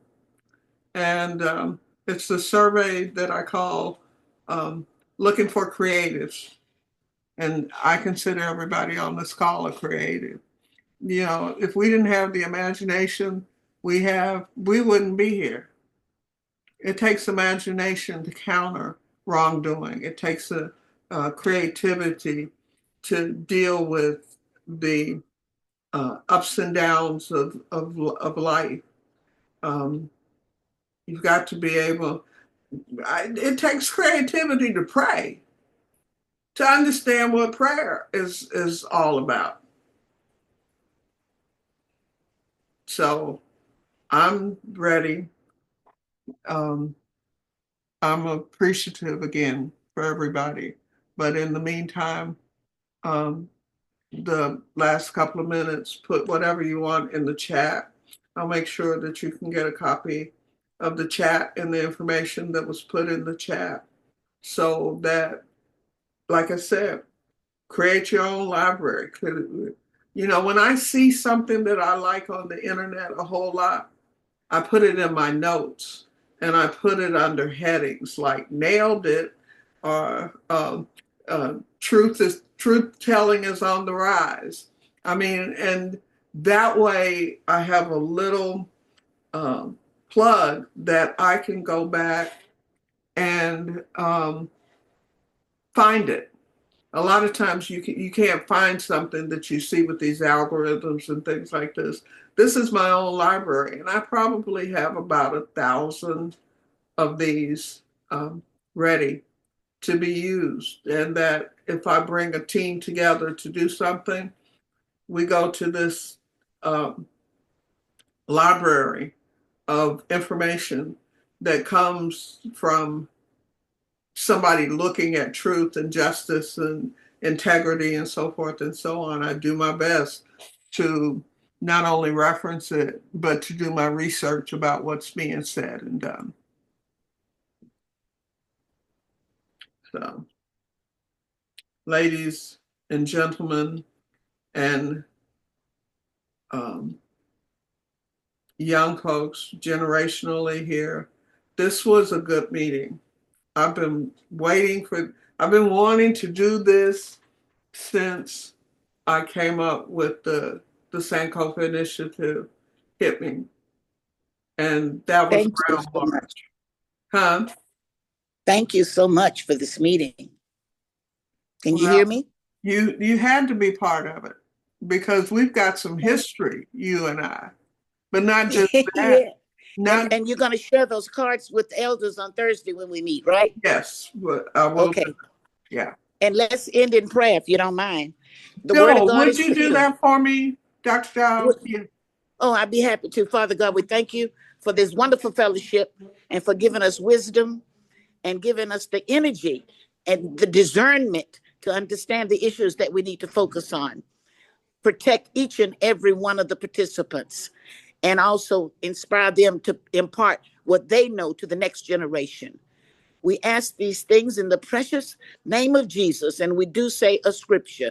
The word of God is pure. He is a shield, a protective shield to those who trust in him. Amen. Amen. Thank you. Thank you so much. I love this. I love this. All right, guys. I'm going to let you go. I'm going to be the last to go so that I can make sure that we have all this information together. Bilal, anytime. Now I'm going to start working on finishing up your nonprofit. But thank you, Ken. Are you coming tomorrow to the Gentex meeting? I can. What time? Oh, I think it's at United Way. It's at 11. Over there in the Heights, that one. Yeah, I probably can. I'm going to work on the funeral program tonight, so I need to finish that. Maya, thank you. Thank you. Thank you. Sister Mama Sonia, thank you. Ashe, Ashe. Good night, everybody. Good night, Sister Mama Sonia. I miss you. Hi, Jamie. I miss you, girl. Y'all have a good night. Mama Sonia, Good night. I need to get with you. I want to hear your poem again. Yeah, let me put my information right now in the chat. Okay, dear? Okay. Uh-huh. And Ken, I don't know why I said Rob, but I need your wife's number because I want her to teach me about that genealogy stuff. And I lost her number. Everyone.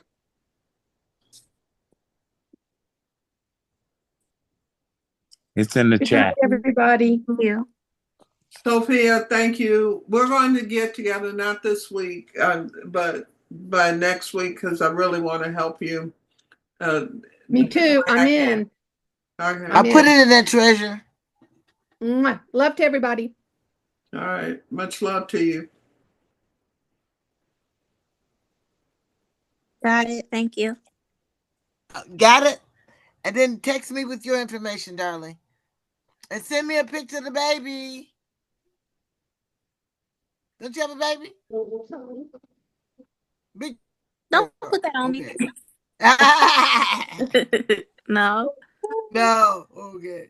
It's so cute. Hey, Noah. Hi, Jackie. Hey, can you hear me? Yes, ma'am. So All good to see right. you, It's darling. always a joy to be in here with you all. Iron sharpens iron. You hear me, Mama? Hi, Noah. Hey, how you doing? Doing good. What part of town are you on? I'm in Willowbrook. Oh my God. Oh, that's way out there. I'm headed that way to Tomball right now. I'm just sitting here trying to listen to y'all before I get in the car. That's a good drive, isn't it? That's a good drive. Yeah, you know I'm over here. He's on a bicycle. Well, you took your van and then you I ride. live here. I live here. Oh, you still live in Sunnyside anymore? I ain't never lived in Sunnyside. Oh, I thought you lived on. I'm from South Park. I'm from South Park. I ain't from Sunnyside. That's All right. South Park. I don't say you live in Fifth Ward. I say No, you live in Third Ward. But you're not on the South Side no more. Nah, I moved out here for Amber, and I'm moving back shortly. All right. That's over with, so ain't no need to be out here too much longer. Okay. Julio, we got work to do. Pastor Deb, go get us started. Timothy, you've been muted.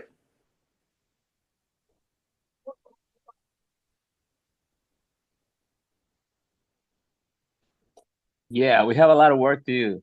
Do you kind of understand the precepts of what I do with the cards? Like sometimes they can be about quotes, sometimes they can be about history, sometimes they can be about, well, it's still history, but it can be about an organization. Like we could do a deck of cards about Quakers, but we could also do a deck of cards about what environmental justice is. And I have a company that wants to work with me so that what they do, they can't print the cards on demand. And the reason is because it's a specialty item. But they can send us the cards shrink wrapped that we can then put into a container or a special box, and we can put it up on Etsy. We don't have to do Amazon. They have their own, yeah. This is a company called Universal and Universal Hub, and they are made up of international people. They're very, very diverse, very diverse. One thing that I would like to say, Huh? one thing that I would like to say, we can do even bilingual by translating those in Spanish too, by the way. Okay. Definitely. Definitely.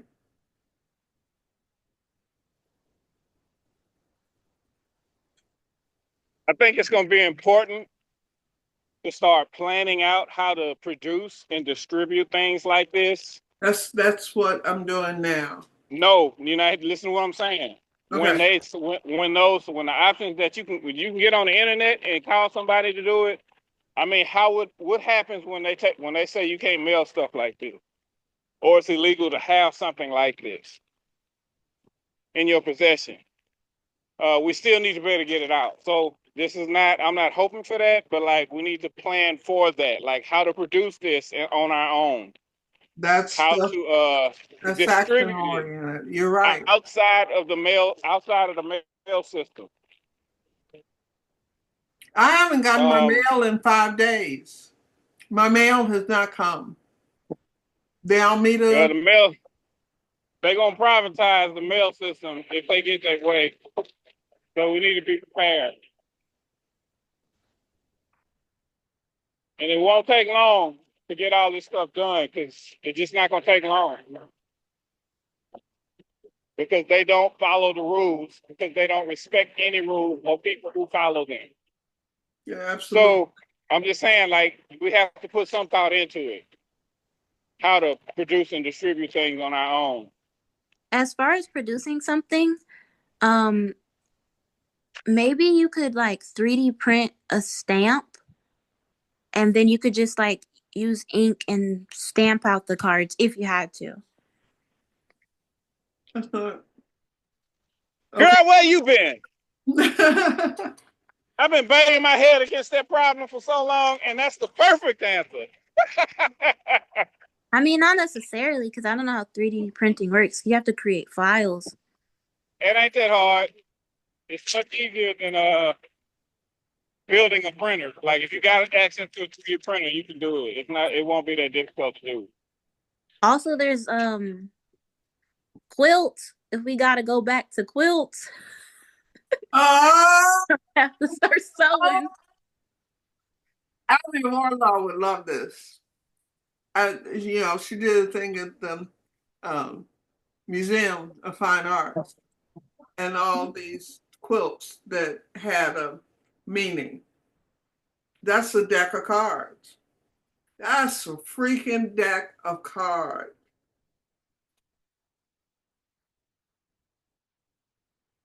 Yeah, another good idea, like you were telling Trisha, is the pre-making idea. So I work in pre-making, and you can create your own stamp by carving your own by hand. But also you can do like 3D. There's many ways that you can do a stamp. But yeah, you can make it out of the wood, out of a piece of wood. There's something is called linoleum. There's something is really easy to carve that is like a stamp related material. And yeah, there's many tools that we can create by ourselves and print because we as a printmaker I print by hand. So it's I've been with really printmakers fast. in different parts of the world. Printmakers, and on your how they put it on cloth, that kind of thing as well. My father had a machine that wasn't electronic. He had the little letters and stuff, the way we used to do newspapers. Magazine. We need to go and find some old stuff. We better start putting our gardens in pots, you know. Mm-hmm. This is Oh, Lenny that's by cool. Oh my God, that is so cool. I've been wanting to learn screen printing. Is that what that is? This is the linoleum print. Oh. What is And you that? can What does that even mean? Because I only ever heard of linoleum flooring. right, it's really similar actually, but this is for art. Yeah, it is kind of similar. And you carve the negative. Of course, when you're doing letters, you have to do backwards. So you have to be really aware of how the step is going to make the negative. So you have to create the negative in order to create the positive. Yeah. So this is on cloth. Yeah. So you can stamp big like that, or you can do like really tiny too. Yeah. Like the old fashioned way to letterpress too. It's kind of the same way. Do you teach that? Like printmaking? Yeah, I can teach that. We can have a gathering and learn from scratch. Yeah, we can get Would you mind putting your sending me your info or putting it in the chat? Because we sure, could let me have a share it with event at the comic book shop. Oh, that sounds good. Mm-hmm.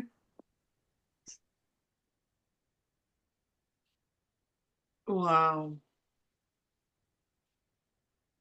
Oh, Mama PK, the shop isn't open during the week, but I'm gonna be there anyway. Because I gotta wait for a package. So, if you wanna come to the shop, I'll still be there.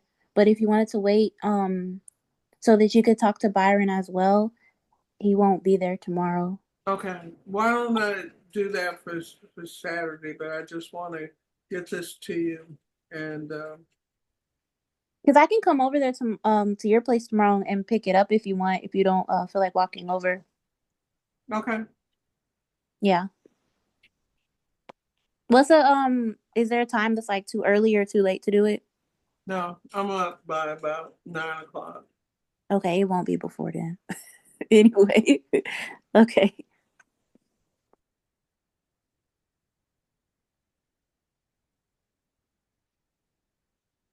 That guy Mac or MAC to everyone was a jerk.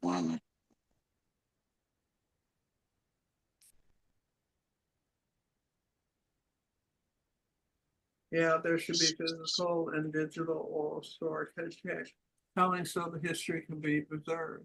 That's why I call myself a griot, because the griot has a certain amount of trust. You know, they engender trust because they don't tell a story that's not true.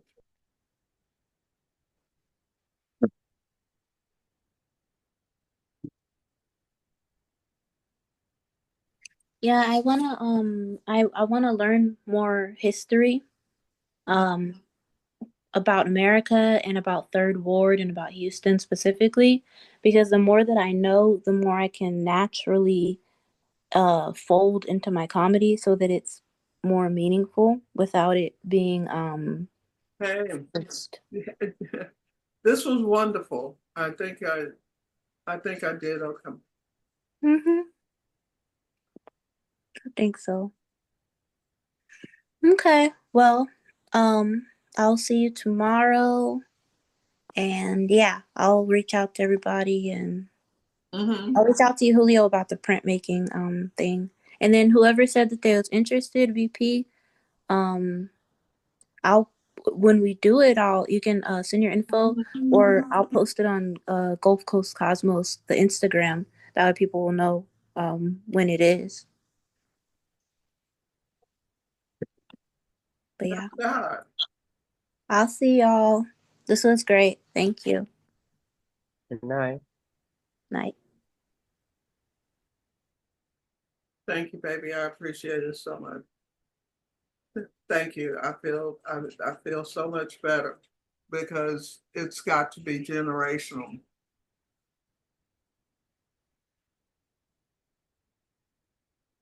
Yeah, they did. They did.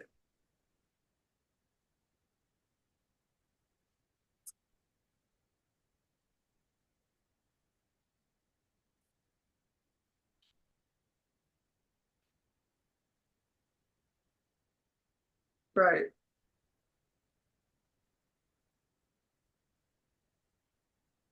Yeah. It's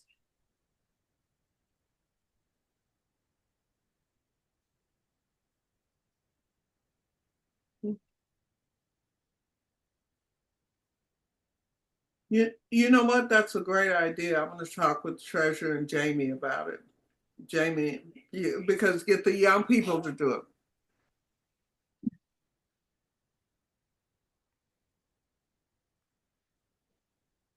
Okay, please. Yeah, because I'm creating a digital library of all of this. Absolutely.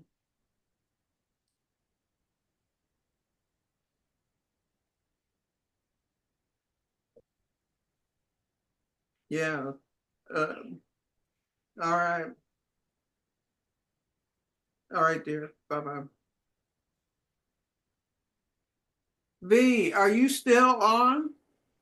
Yeah, I'm still here. I thought you were going to leave at 8, but what did you think? I thought it was great, but can you look at your messages real fast? Okay.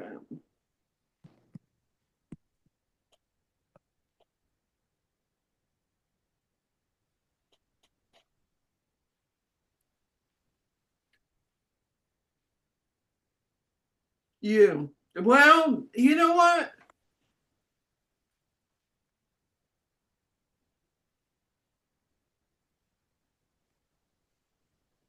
I got a VP and I said, "Oh, well, I didn't make you host." And so I made you host and then I saw you twice. So do you think that's how they did it? Well, I don't know. There's still a VP on here that's in the chat.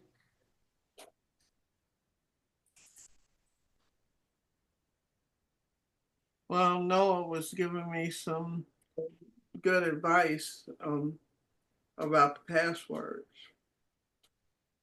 So, did my presentation seem okay? Oh yeah, no, it was absolutely great. Okay. And everyone was really engaged. That was really cool. Um, and to see people like collab in real time. Akua, are you just now getting on?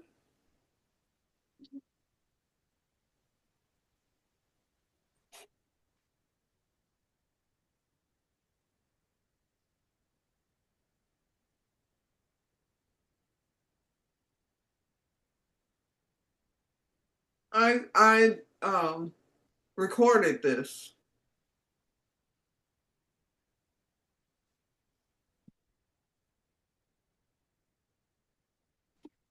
Noah, are you going to be at the bike shop? Akua.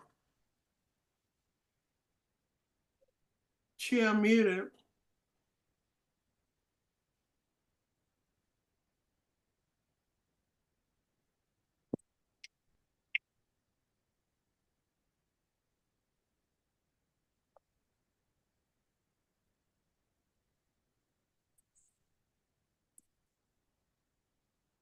Yeah, I can see the emails of other people. I'll go look.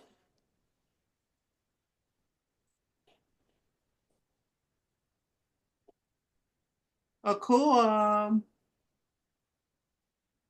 Got it. You know who It's the other me. thing is? It's me. I am the other VP. I am the other B on here. I don't know how that happened. Oh my God. I just realized I was that. like, I'm like, why is this person trolling us? Thank you, Mama PK. I was like, holy crap. They're, oh my God. Okay. and I just realized, I said, wait, those are not my initials. That's so weird. That is That's so such a weird. weird glitch all around. Oh my God. Okay. I just realized that all this time I have been like, I was chatting on here, as you, Lee. Oh my God. What she was saying that you were chatting with somebody and because you were like, what was the IG page to follow? And I'm like, okay, this person is talking to a child. Like, I need to know who is this email. Like, what is going on here? No, I missed the IG page, and I do want to go follow that IG page. well, I see Akua, but it says that she's unmuted, but she said her mic is muted. It says she's unmuted. Yeah, it looks like she's unmuted.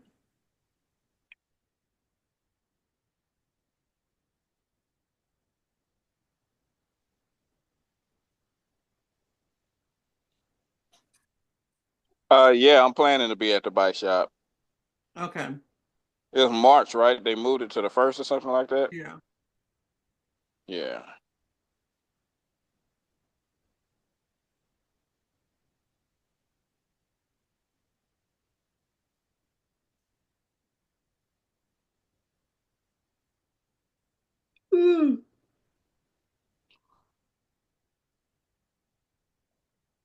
Akua, call me if you can hear me, because I'm getting ready to shut this down with all of with the chat and everything. So that V. What's up? Hold on. Okay, we can all hear you. It's just me, Noah, and V. Oh yeah, I don't know. The mic is mute, even though you unmuted me, it's still muted, and I don't know why. And it took me forever to get on. I kept getting all these weird messages. Who knows? It's Elon Musk. I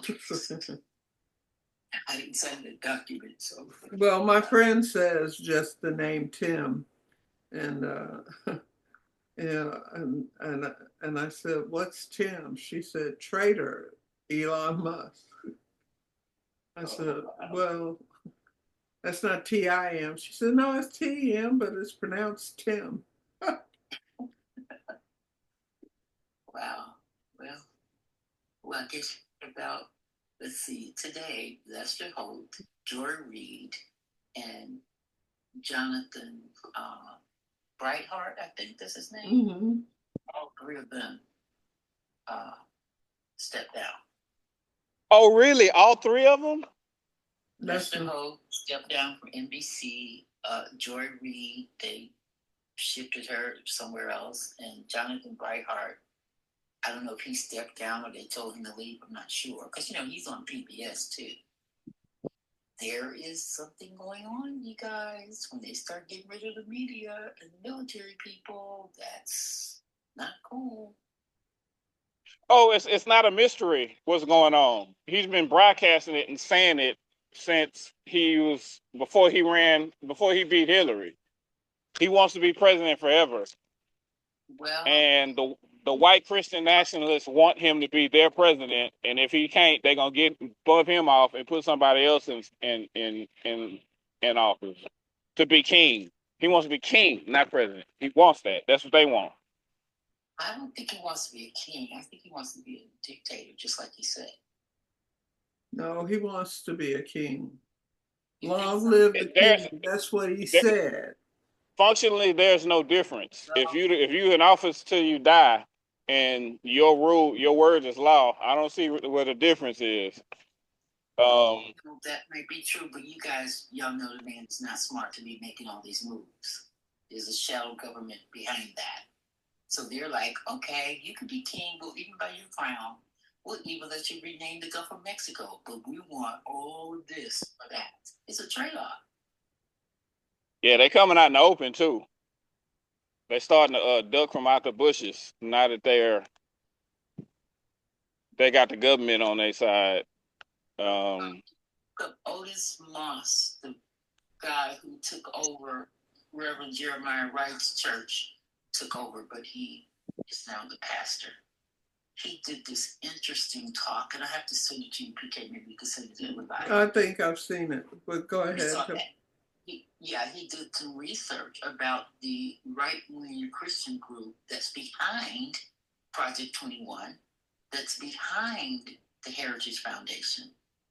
And according to him, they've been working at this for at least 3 or 4 decades. No, 5 decades.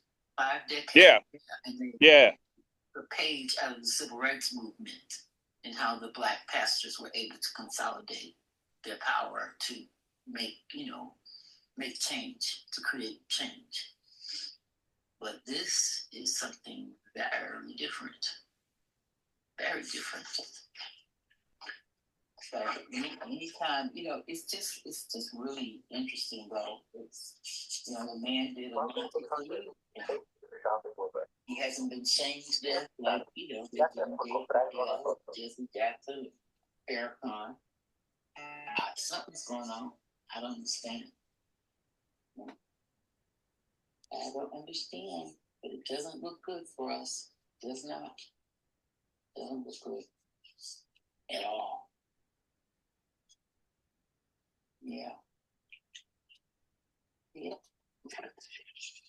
But I guess we were the test tube babies, so now all these other people are finding out that, now that the joke is no longer us, these other people are waking up, finding out they've been thrown to the wolves too. Mm-hmm. Yeah. I mean, it's crazy. But like one sister said, they're not man enough yet. They're not out in the streets. They're just having town hall meetings. They ain't man enough yet.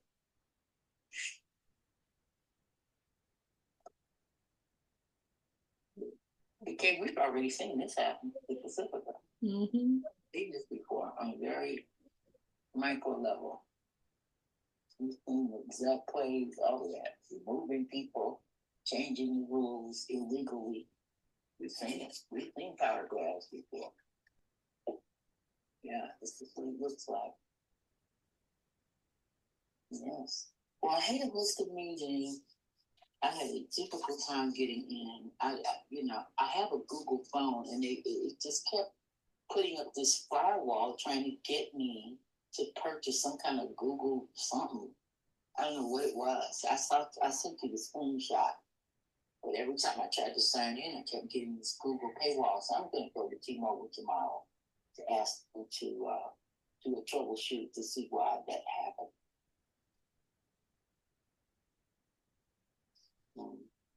It's almost like Google has joined forces with Zoom, and it was trying to get me to create some kind of Google Zoom workplace sign in or something to get to you guys. And I didn't want, okay, I don't need to do that. I already have the Zoom app on my phone. Yeah. I wasn't sure why that was happening. I don't know. Well, I'm getting ready to put somebody to sleep, to bed.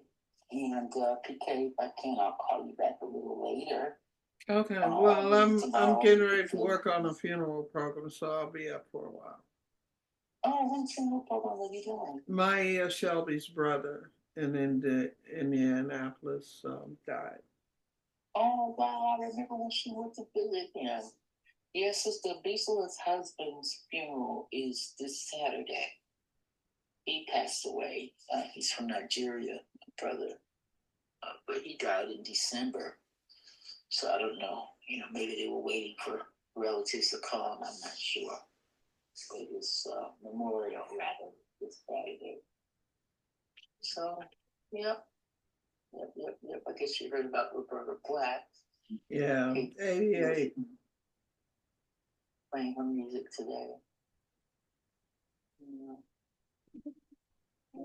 It's their time again. All right. Well, I was hoping you could hear the presentation, but I will send it to you. Okay. Yes, I would love that. Thank you so much. All right, baby. Okay, take care. Good talking to you guys again. And we gotta talk. We gotta meet up and check in on each other. This is not normal. Yeah. I'm not going to normalize what's happening. And I just feel like people need to start checking in with each other, seeing if we're okay. Because, it's very stressful. But all right, let's talk again soon. All right, baby. Okay, bye-bye. Take care.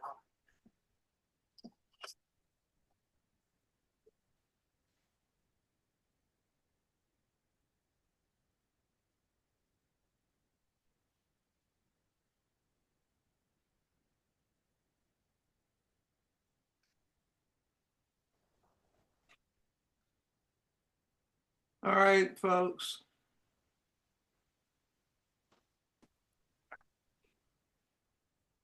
All right, sign me off, PK. Okay, baby. I'm on the Good night, bike. y'all. All right, baby. Three, four. Call me if you want to talk. Okay, I will. Good night. Good Good night, y'all. Okay.